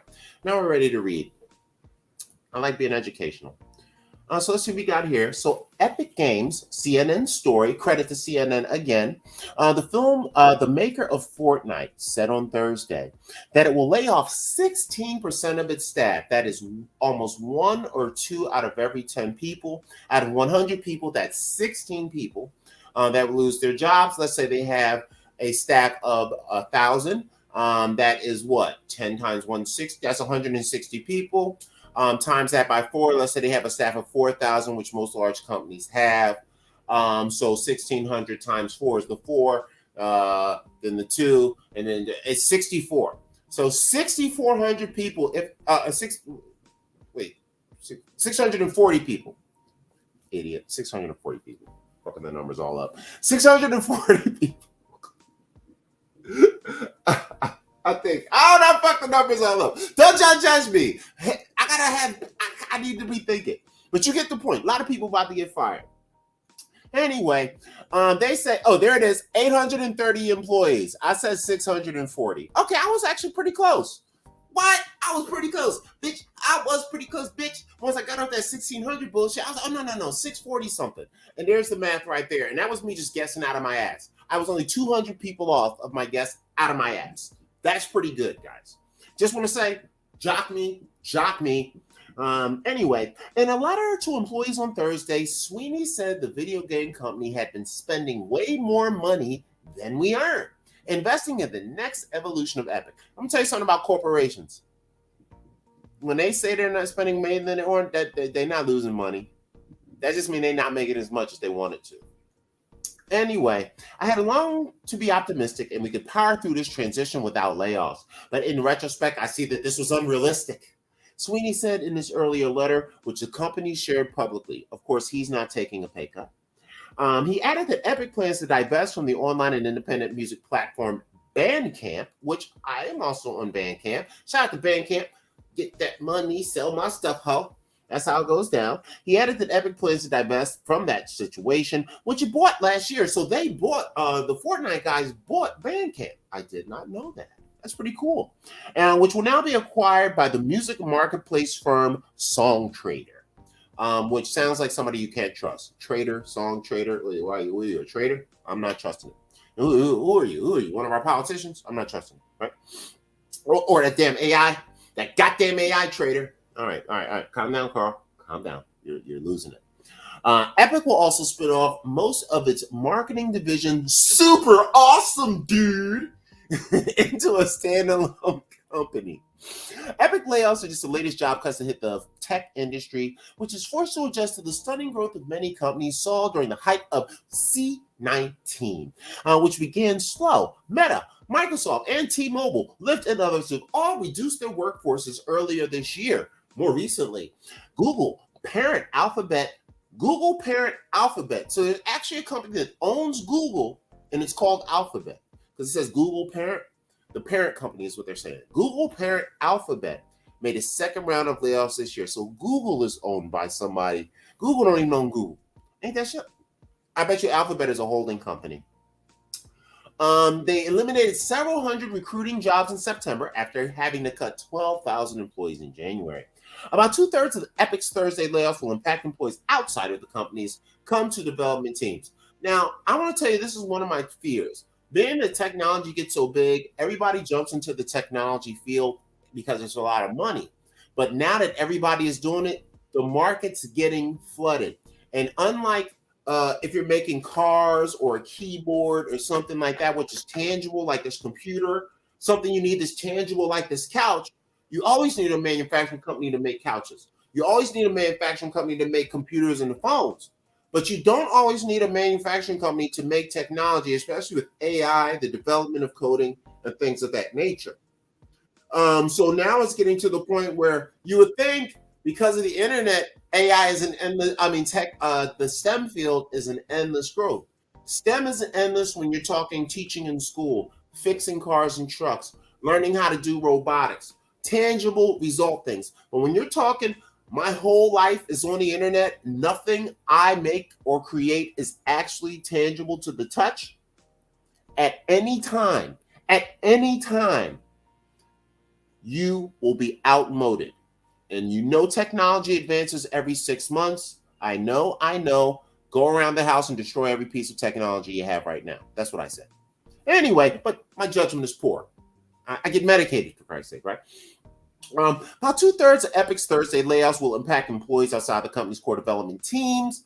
Sweeney said some laid off workers announced on LinkedIn. Wait, let me read this again because it sounds hilarious. Some laid off workers announced on LinkedIn that they had been affected, including employees working in the user experience for Fortnite, production, employee engagement, and recruitment. Most likely all outsourced or contracted people is what I suspect, right? God, you guys are soft. You lose your job, Get another one, motherfucker. That's my attitude. Laid off employees will receive a severance, so they get some money, 6 months of base pay. Hey, you know how much pussy I can get with 6 months of free base pay? I'm just saying. I can buy a lot of coochie. Not buy, date and feed and transition and pay electric bills. Anyway, we're cutting costs without breaking development, blah, blah, blah, blah, blah. Rich guy bullshit excuses to take people's jobs from them. That's what it is. So AI and technology is even losing jobs without AI. Let's see what else we got. It says X. Wait, what does that say? Ooh, PlayStation head Jim Ryan is stepping down. I hate to blame it to you. I wish I had that Stephen A. Smith sample, but I'm an actor. Let me tell you something. We don't care. Fuck that. Who gives a fuck if the playoff fucking head is stepping down? Bitch, playoff is forever, ho. It says X has ditched political misinformation reporting feature. Oh my God. So Twitter will no longer have that stupid bullshit thing on your comments and phrases that say your shit is disinformation or whatever the fuck. I don't even got to read all this. That's fucking great. Thank you, Elon Musk, for doing what you're doing. I wouldn't be surprised if he owned Rumble too. Let's see what else we got going on here. Zuckerberg unveils Quest 3 as Meta tries to stay ahead in the mixed reality headset game. Now, this does sound interesting. I'm going to check this out. Let me get a sip of water here. I need to refill my water cup, guys. Ooh, there's a video. Do I already have my CNN Fair Use up? Yes, I do. Let's listen to this video, how Zuckerfucker, allegedly, because Elon Musk would kick his ass, even though they probably both fight like girls. Like, stop, assistant, beat him up. Assistant, hey, I pay you guys, beat him up. And they're both both their assistants are just looking at both of them like, God, I work for these fucking pussies. Anyway, let's get to the story. Shout out to Elon Musk and Jeff Zuckerfucker, because they can destroy me or block me on Meta Jail anytime they want. I love you both. All hail the algorithm. Please hit like, by the way, so the algorithm thinks I have dignity and self-respect. Good. Let's check this out. This isn't Charmin. No wonder I don't feel as clean. Hey, don't squeeze the Charmin, cuz. You know, like, don't squeeze the Charmin. They go down the island and Charmin Ultra Strong. And then you be like, people be down there touching the tissue, like, ooh, this is With so its diamond weave soft. texture, And then the bull walk out like, Charmin yo, Ultra Strong cleans sir, better with fewer don't sheets and squeeze less the effort. Charmin, please. What's everybody waiting Because for? it's so soft and great on your butt. We all go. But now Why it's- not enjoy the go with I guess Charmin? the bear And couldn't for find a Charmin rabbit, fresh, you know, clean so he feeling, found the try Charmin. Charmin I'm like, flushable dude, just use a wipes. rabbit. Now, turning now to our Right. Threads heads and a strong head start Ooh, let's for the make this new big Meta so you guys can Threads feel app part of this. with over 30 million users signing up so far. But now the message from competitor Musk is cease and desist. Elon Musk threatening legal action, saying Meta is using Twitter trade secrets and Ooh. poached former Twitter staff. Oh, they got Meta is big. denying it's stealing staff, saying, quote, "No one on the Threads engineering team is a former Twitter employee. That's just not Threads. a thing." Claire Duffy joins us now. Claire, arguably they could have been, though, given the amount of people that Twitter fired in the past year or since Elon Musk made the purchase. What do we make of this? Because you were saying to me earlier this week they're quite similar. And in Elon Musk's eyes, he's saying too similar. It's true. I mean, it's not clear to me that this letter is anything more than a threat, that this is actually going to amount to a lawsuit. It's pretty light on details. As you say, Elon Musk was the one who laid off thousands of Twitter employees late last year. Twitter's layout, its look, its feel is also not exactly a secret to anyone. And so it's not clear to me that this is actually going to amount to a lawsuit. What this letter is essentially asking Meta to retain any documents that could be relevant if Twitter decides to sue. But I do think this is a sign that Elon Musk and Twitter are really rattled by this. 30 million user signups on Threads yesterday is just a stunning number. And, you know, you have Musk saying competition is fine, cheating is not in a tweet yesterday. It seems like he is really rattled by this. I haven't listened to a word she says. She's so hot. Dwarfs the Oh, look at this. sign-up Look at, to oh, the she's launch got the app, accent. I think, Oh that my we've God. ever seen. It's We were a gonna have a monumental people start. talk. There's all sorts of questions over whether people will stay, I whether thought we they'll did Elon use Musk it, story. what the content looks like. But just for the first few days, Mark Zuckerberg must be sitting pretty, I think, and smiling confidently, or quietly at least, while, as you say, Elon Musk flaps. Okay. Well, I don't think Yeah, no, I think that's exactly right. I mean, yesterday in the middle of the day, Mark These girls Zuckerberg do it. posted a picture of himself laying on the floor change the next to screen a his little bit. I baby, want to finish on the celebrating the success of this launch. And so I think that this is a huge opportunity for Meta. What I think part of the deal is here is that you have lots of people who are on Instagram, who are not on Twitter, who maybe at some point would have signed up for Twitter. Now they're not going to. They're just going to go onto Threads. So much No, easier they're to not. get We're going to started sign there. up for all of them. Port Hold over on. your You know, I got to Instagram stop following this list. And so I video. think that's part of This the is concern. what It's happens not just people when- leaving Twitter users. When leave you let hot redheads talk with her sexy ass. Bullshit. Everybody signs up for all the social medias unless they get annoyed by it or bored with it, or they think it's too annoying and whatnot, or too complex or too overwhelming, because Twitter can be overwhelming. And Threads is kind of the same. You have almost no control. You just say your shit and wait for the shit to hit. But they put all your friends. So even the famous people I know are talking on Twitter right now and socializing with everybody. Like, famous people are socializing with everybody on Threads right now. So if you want to talk to a famous person that you know or don't know, go on Threads. They will talk to you because they get like 2 likes. It'll be like Brad Pitt, and he has like 2 likes on Threads, bro. And then Brad's just sitting at home like, man, this is bullshit. I'm Brad fucking Pitt, man. You ain't shit on Threads, Brad motherfucking Pitt. I get more hoes than you get, nigga. But then actually don't make her as popular. I want to still outshine Brad Pitt. He be shitting on me. He be fucking with my hoes. Cause see, we both like redheads like this. Anyway, back to it. Twitter, but all of the new users they could have potentially had who are now potentially more likely to just join Threads because it's so much easier. That's a critical question. She make a good girl from, but I tell you, jumped out to me. It's warning Meta that they're prohibited from crawling or scraping any of Twitter's followers or followers' data. It immediately made me wonder whether the changes that we've seen in Twitter in the last few days, with them restricting access to the number of tweets perhaps, and warning about scraping, had something to do with this ahead of time. The other thing was that Twitter's lawyer actually released the email address of Mark Zuckerberg as well, so one can only release his email in the last 24 hours.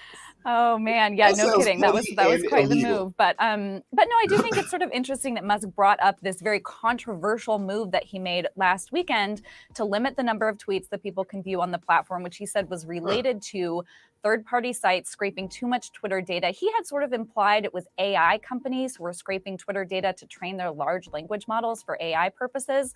And so, this is this just sort of an excuse for him to explain away that policy while also threatening Mark Zuckerberg at the same time? I think that's possible. But again, this letter is really sort of light on details. It's not clear exactly. They've thrown a lot of things out here, but it's not clear exactly how a lawsuit would sort of materialize from this. Yeah, I mean, remember this all began with the cage fight nonsense. I think we're still headed in that direction, perhaps, Claire. That's like hell. Yes, even more so now, perhaps. Hey, baby. Hey. Claire Duffy, thank you so much for that. Yeah. She was thanking me, by the way. She wasn't thanking her. She was on my nuts. Just let y'all know. All right, so I don't think there's any need for me to read this story. They explained it pretty good. The rich guys are pissed. Just like the rich guys that are firing. The rich guys are pissed. The rich guys are firing people.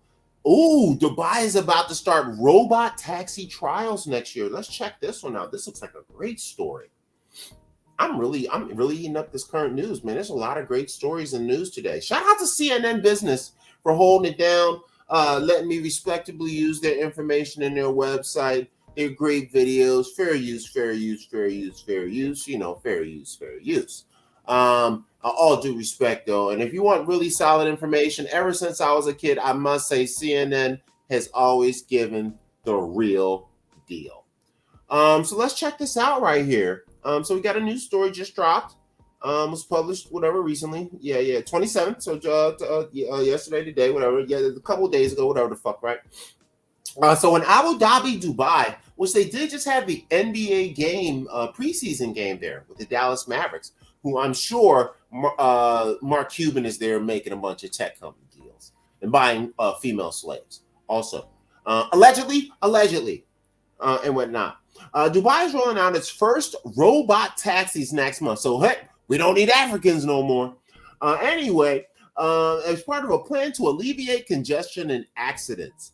The 5 fully autonomous electric taxis operated by a General Motors subsidiary called Cruise will begin test driving on an 8-kilometer, 5-mile stretch.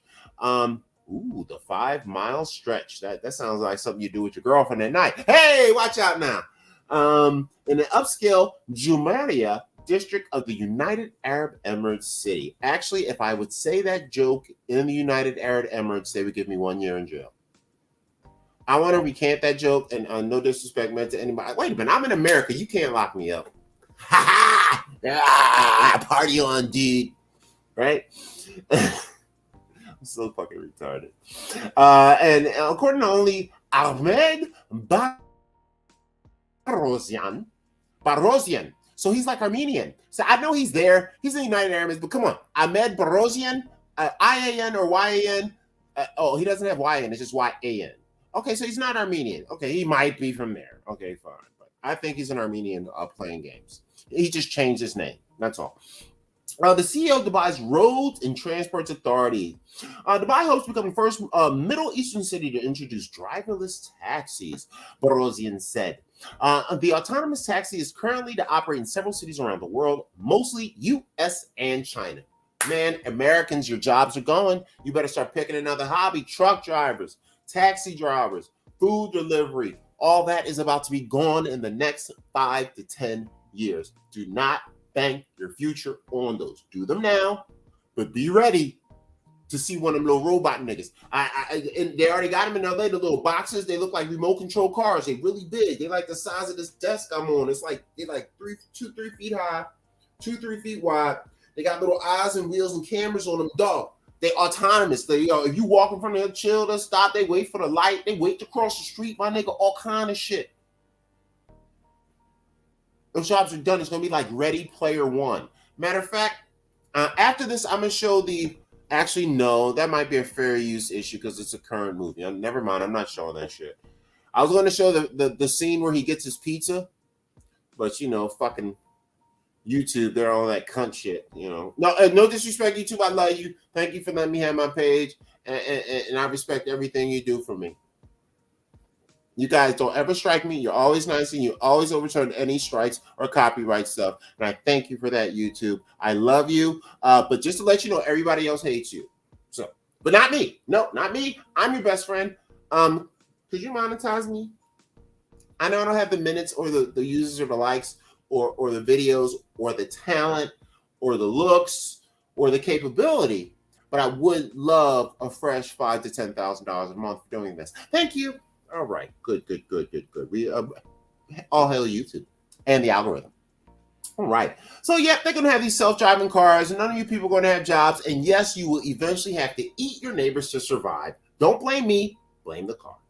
Let's see if we got any other great stories here. U.S. government, they want to boost EV sales, so they are trying to get electric cars. And I'm gonna tell you, electric cars are gonna be the future. But I would advise anybody that is extremely paranoid in watching this show like me. Get a car with a carburetor in its engine that does not work on computers. Because if there isn't ever an EMP, you can still drive those cars as long as they're not on and your battery is not connected at the time the EMP goes off. So if you got enough money, get you a carburetor car, keep it in good shape and stick it in a garage somewhere, disconnect the battery, start it up every once in a while to just make sure it keeps running, but just disconnect it. So if anything crazy happens, you'll be the one person in your neighborhood that can go outside and get in the car and go somewhere. Okay, good. There we have that. Let's see what else we got going on. CNN Business. Airline flights canceled to Israel amid attacks. Well, I don't know. Free Palestine. Powerball jackpot prize is $1.4 billion. Walgreens walkout. Your pharmacy might be closed this week. What? So Walgreens is walking out and the pharmacists are pissed. Well, dude, just start selling illegal drugs to the white people standing outside. Come on. What are you doing? It's America. Be a capitalist. Jesus Christ, get your shit together. Let's see if we got any other stories here for me to go over, act a fool about. What time is it? We're pretty far in the show. I still do have my Tech Lord of the Week, Eli Whitney, to do. So I think what I'm going to do is I'm going to take a 5-minute break. And then come back at 10:15 and do Eli Whitney and finish out the show, do some videos, talk about him.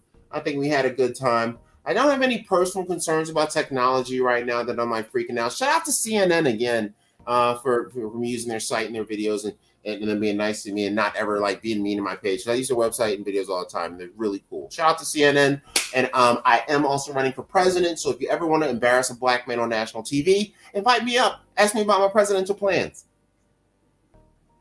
I actually don't want to do that. I'll win. Anyway, let's go on to another situation. Oh yeah, 5-minute break. What am I going to do for our break? I guess I'll play one of my whack stand-up comedy things or something, dude. I don't know. Let me see here, guys. Let me see what's going on. Let me see what's going on, guys. I'll play one of my stand-up comedy things. Let me see here.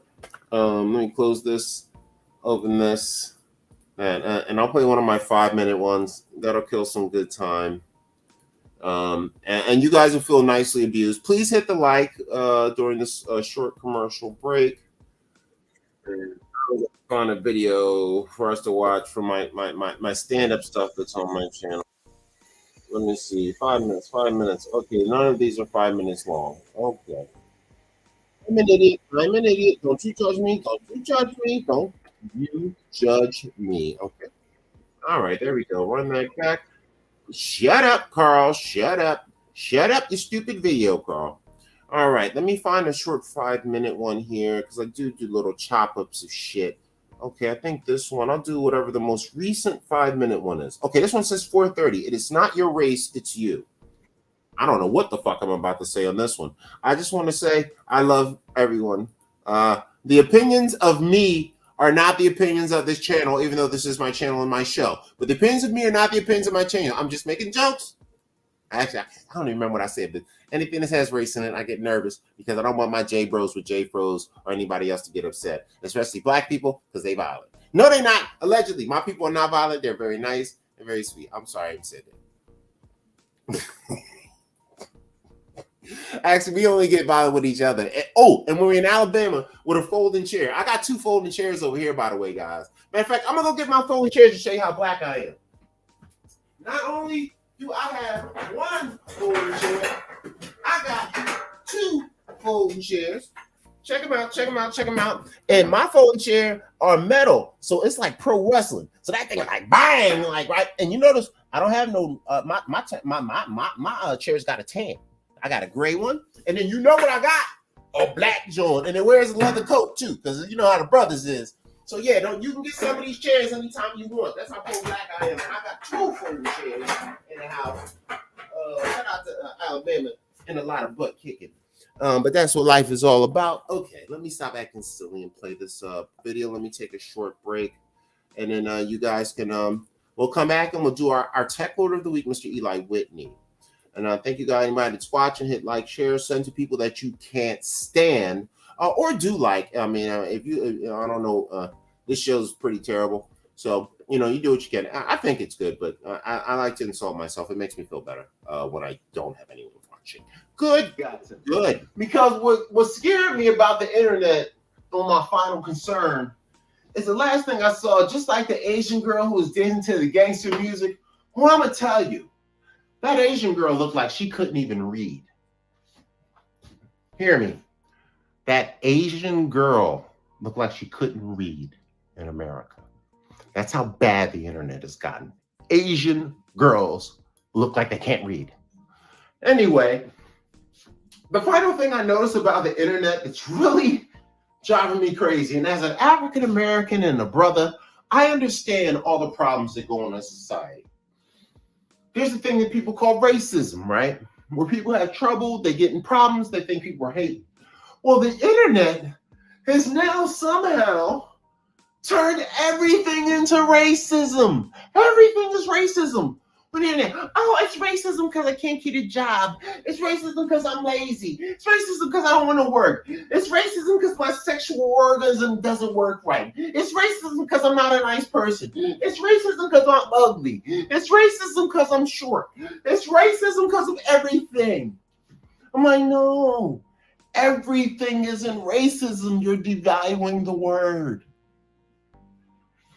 And I need to have a talk about that, and I need to make a video or something where people need to understand the difference between racism, bigotry, and prejudice. These are the 3 forms of human protection, right?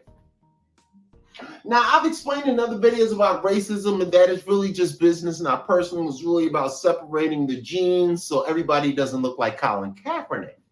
Well, all racism is when you hurt somebody's life, liberty, and pursuit of happiness. So you may have heard about the Clippers owner, Donald Sterling. He gave people trouble in the apartment buildings. He didn't want his girlfriend hanging with African Americans at the game. He basically was inhibiting life and liberty. That's racism. You may have heard bad things about Donald Trump's father, who owned apartment buildings in New York and gave African Americans and minorities trouble with how they lived in their homes, affecting how somebody lives or job. That is racism. But the stuff that people are complaining about on the internet, that just because they had a bad day or somebody wasn't nice to or something, well, that is not racism. Even what just recently happened with the young man in New York, it wasn't racism. The guy's just a jerk. That's how it is and whatnot. And then you have bigotry, which is the second level. Now, bigotry is when somebody will openly tell you that they really don't like your people. They really don't trust you, but they'll still do business with you. You remember a show called All in the Family with Archie Bunker. He used to let the African-American guys date his daughter, have happy intercourse with her, socialized with him, ate dinner with George Jefferson, but he would always tease him about being African American, talk about him eating the chicken and the dancing and the music. But he would still work with them. That's bigotry. Or if you remember Sanford and Son, he's a bigot towards a lot of other races, but he still worked with them. He was still friends with them. That's bigotry, where you expose how you feel about people, but you're still okay to work with them, you do business with them, help them live. And then the last aspect is what we call prejudice. Now, I am 6'4".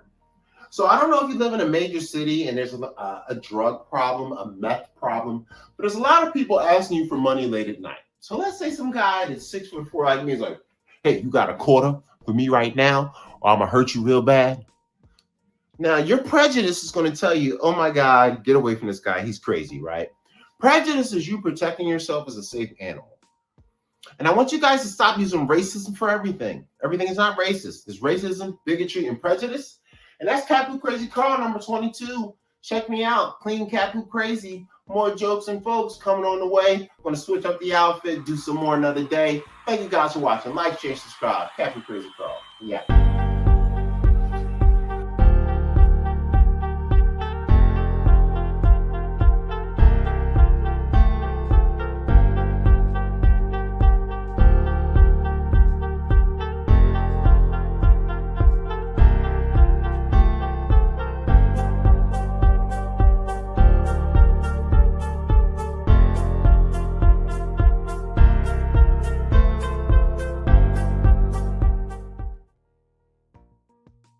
And we are back in the game. Welcome back to the final segment of the show of VOLO and Butthead's Tech-A-Palooza. I'm Capu Crazy Carl, a.k.a. Mr. C, the Enforcer, a.k.a. Black Jesus, a.k.a. Papi Carlito, a.k.a. Carl Anthony for President, a.k.a. Methuselah the Great, a.k.a. C. Jorge Habalos. Yes, those are all my names. And if you haven't noticed, I probably have a multiple personality disorder. And this would explain why there's no women here or ever in my life. I'm a nerd. Fuck those bitches. Allegedly, I would never say that about the most wonderful women on the planet. They are the goddesses and queens of pissing men off. Allegedly. Anyway, back to it. So, we are in our final segment of the show. We're going to do our Tech Lord of the Week, Mr. Eli Whitney. I'm going to go ahead and look up a biography video, do a fair use review of that. Then I'm going to go through his Wikipedia, read through some of the technology, and then we'll you guys will just do it. Oh, preseason spawn. There was a Lakers Golden State preseason game. I'm like a little kid. I'm like, preseason basketball. Basketball. NBA. God, such a wuss. They pay no bills around here, right? Well, I'm doing a shitty show. Hey, Steph, can you help me out? And send me your wife. Oh. Allegedly. How dare you guys insinuate that he sends me his wife? But if you guys can work that out. Allegedly.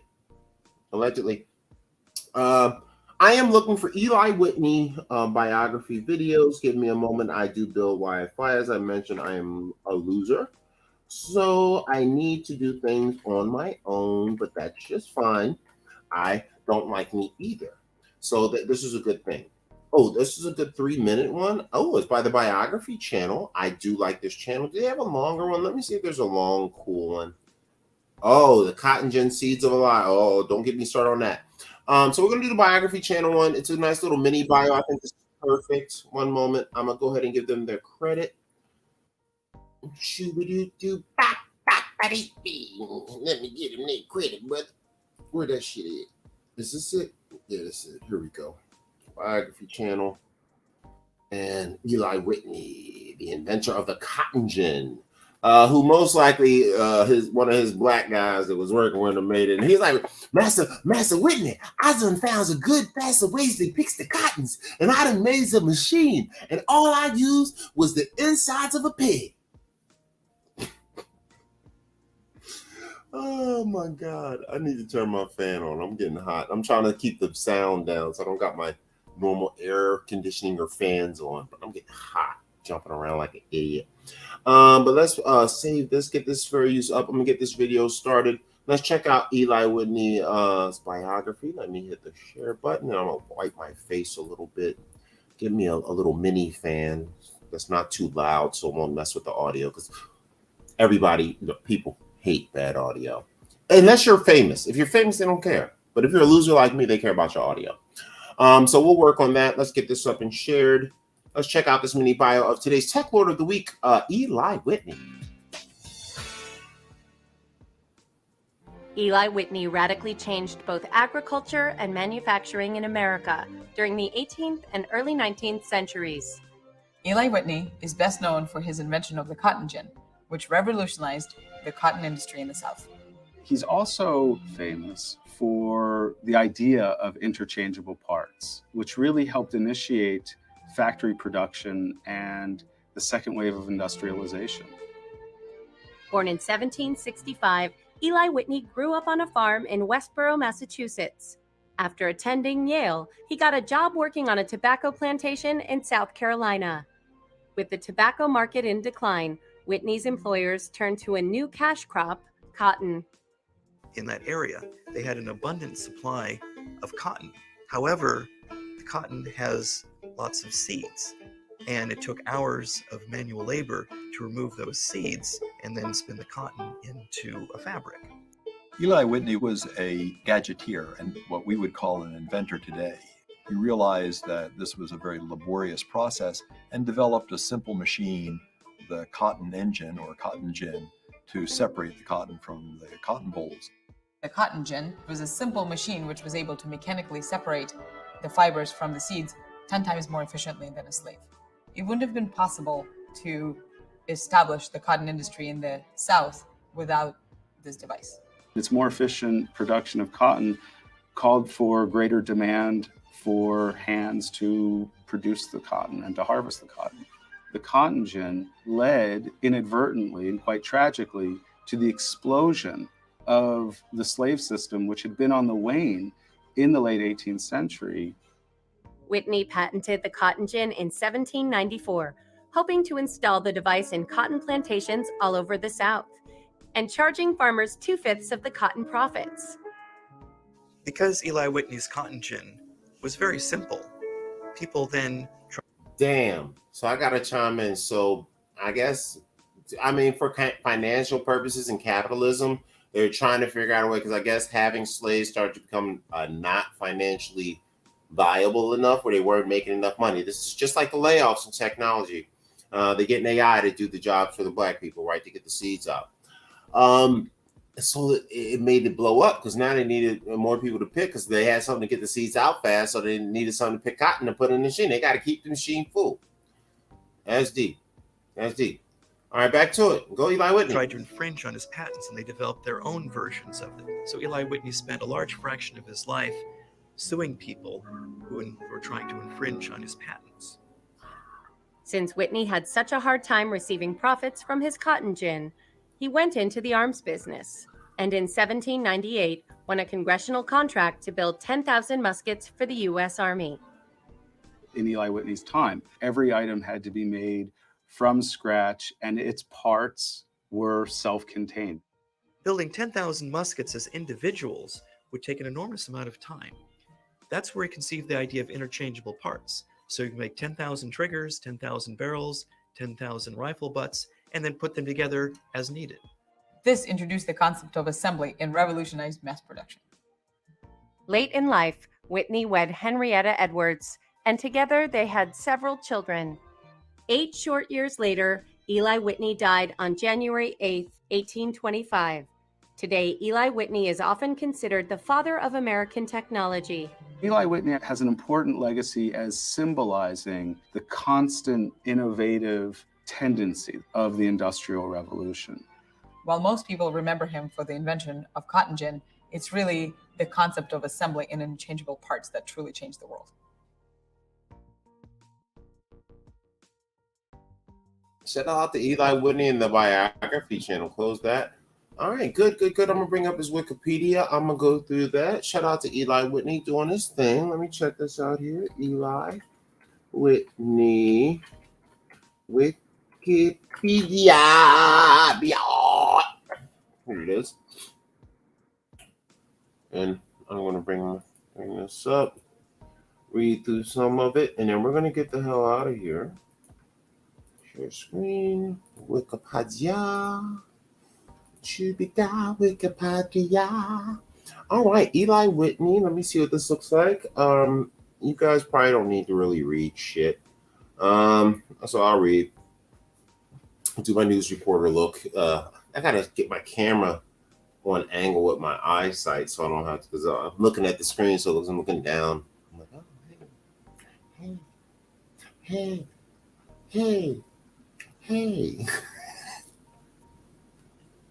I'll be having too much fun. Let's check this out, see what's going on.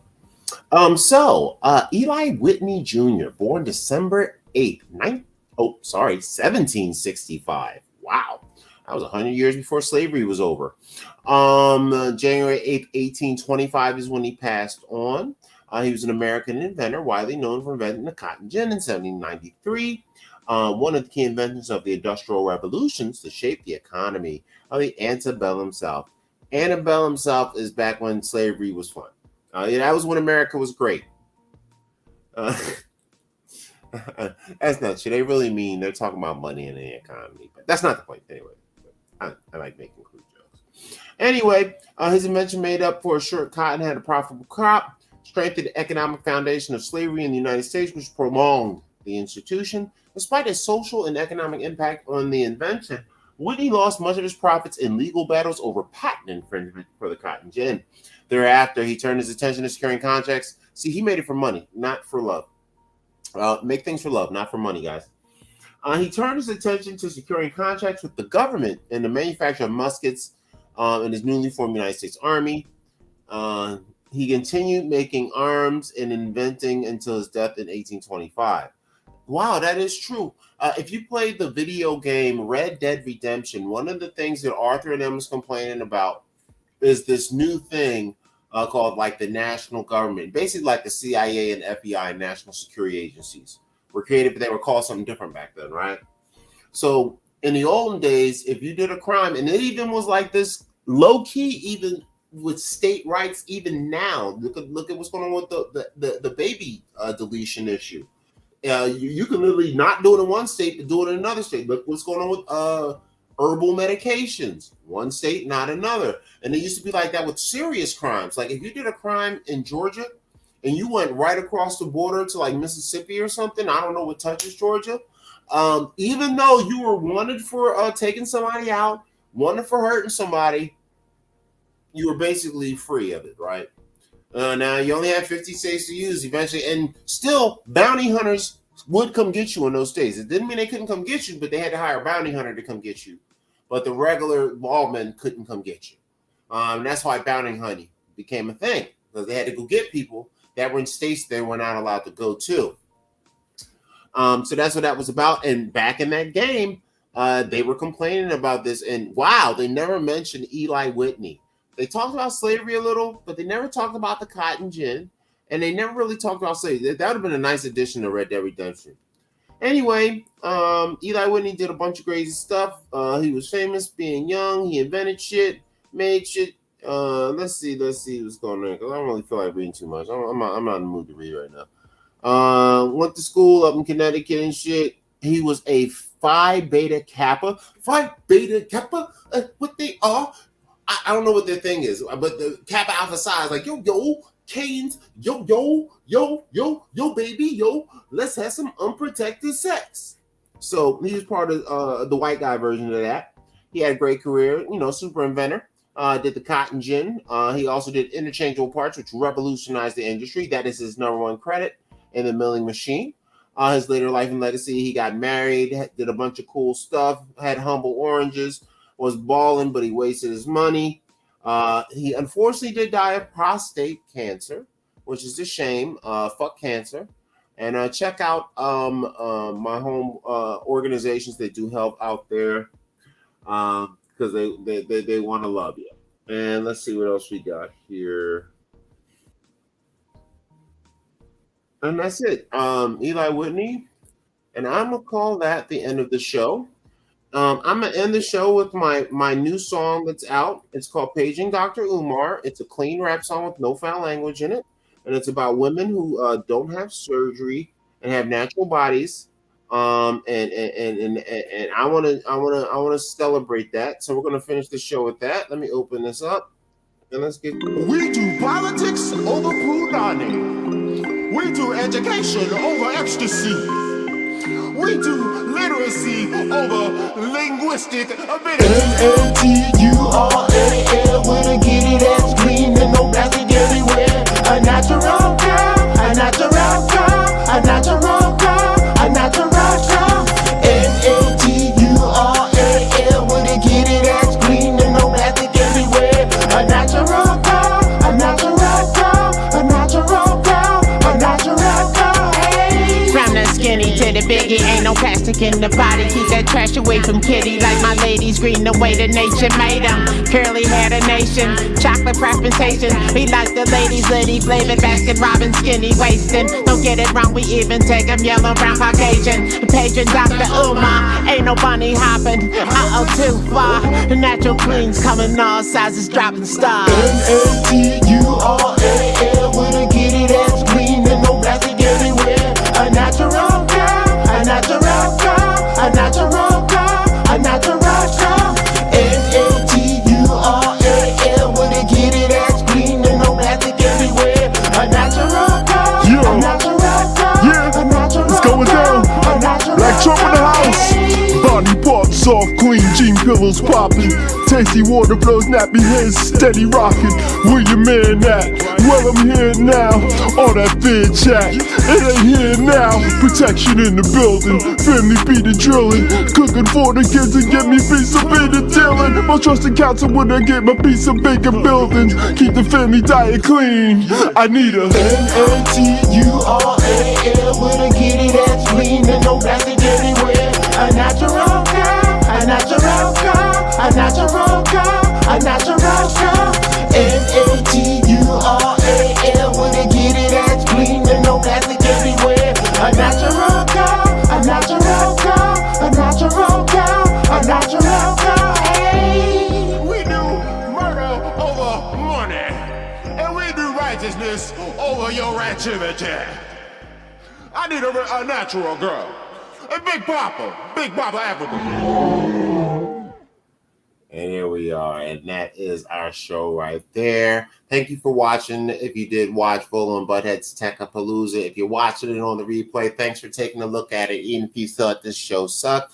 Hopefully you think I'm silly and funny and really trying to be entertaining when I'm having a good time. Check out our show on Monday called Noodle Free Mondays, which we look up some silly stories, silly stuff in the news, like the girl that got hit with a brick, those kind of things. Read over them and analyze why people get into these crazy kind of situations. So check that out on Monday, same start time, 8:30 Pacific Standard Time approximately. Talking starts at 9:30, Noodle Free Mondays. And hopefully VOLO and Tautology and Mr. BAS will be in the house. Might even get Wobbity God to step up in here. Also on Wednesdays, we got the My Part of Town podcast show. Well, and it's all about Philadelphia, city life, food, wine, fun, crime, and all that goes on in the city. And we want to hear what goes on in your city, too, during the My Part of Town podcast, same time on Wednesday, 8:30 start, 9:30 Pacific Standard Time talk time, or earlier, depending on how we're feeling. Same guest. And anybody else can also come to the show too. And lastly, the same show that we just did, Lord VOLO and Butthead's Tech-A-Palooza. And shout out to our Tech Lord of the Week one more time for Eli Whitney. And I always love to close every show with love is good, life is better. You better do something that's going to make you last forever. Because 20 years after you're gone, nobody will remember. Well, about this Tech-A-Palooza. We out of here. Thank you guys for watching. Shout out to Black nerds everywhere, man.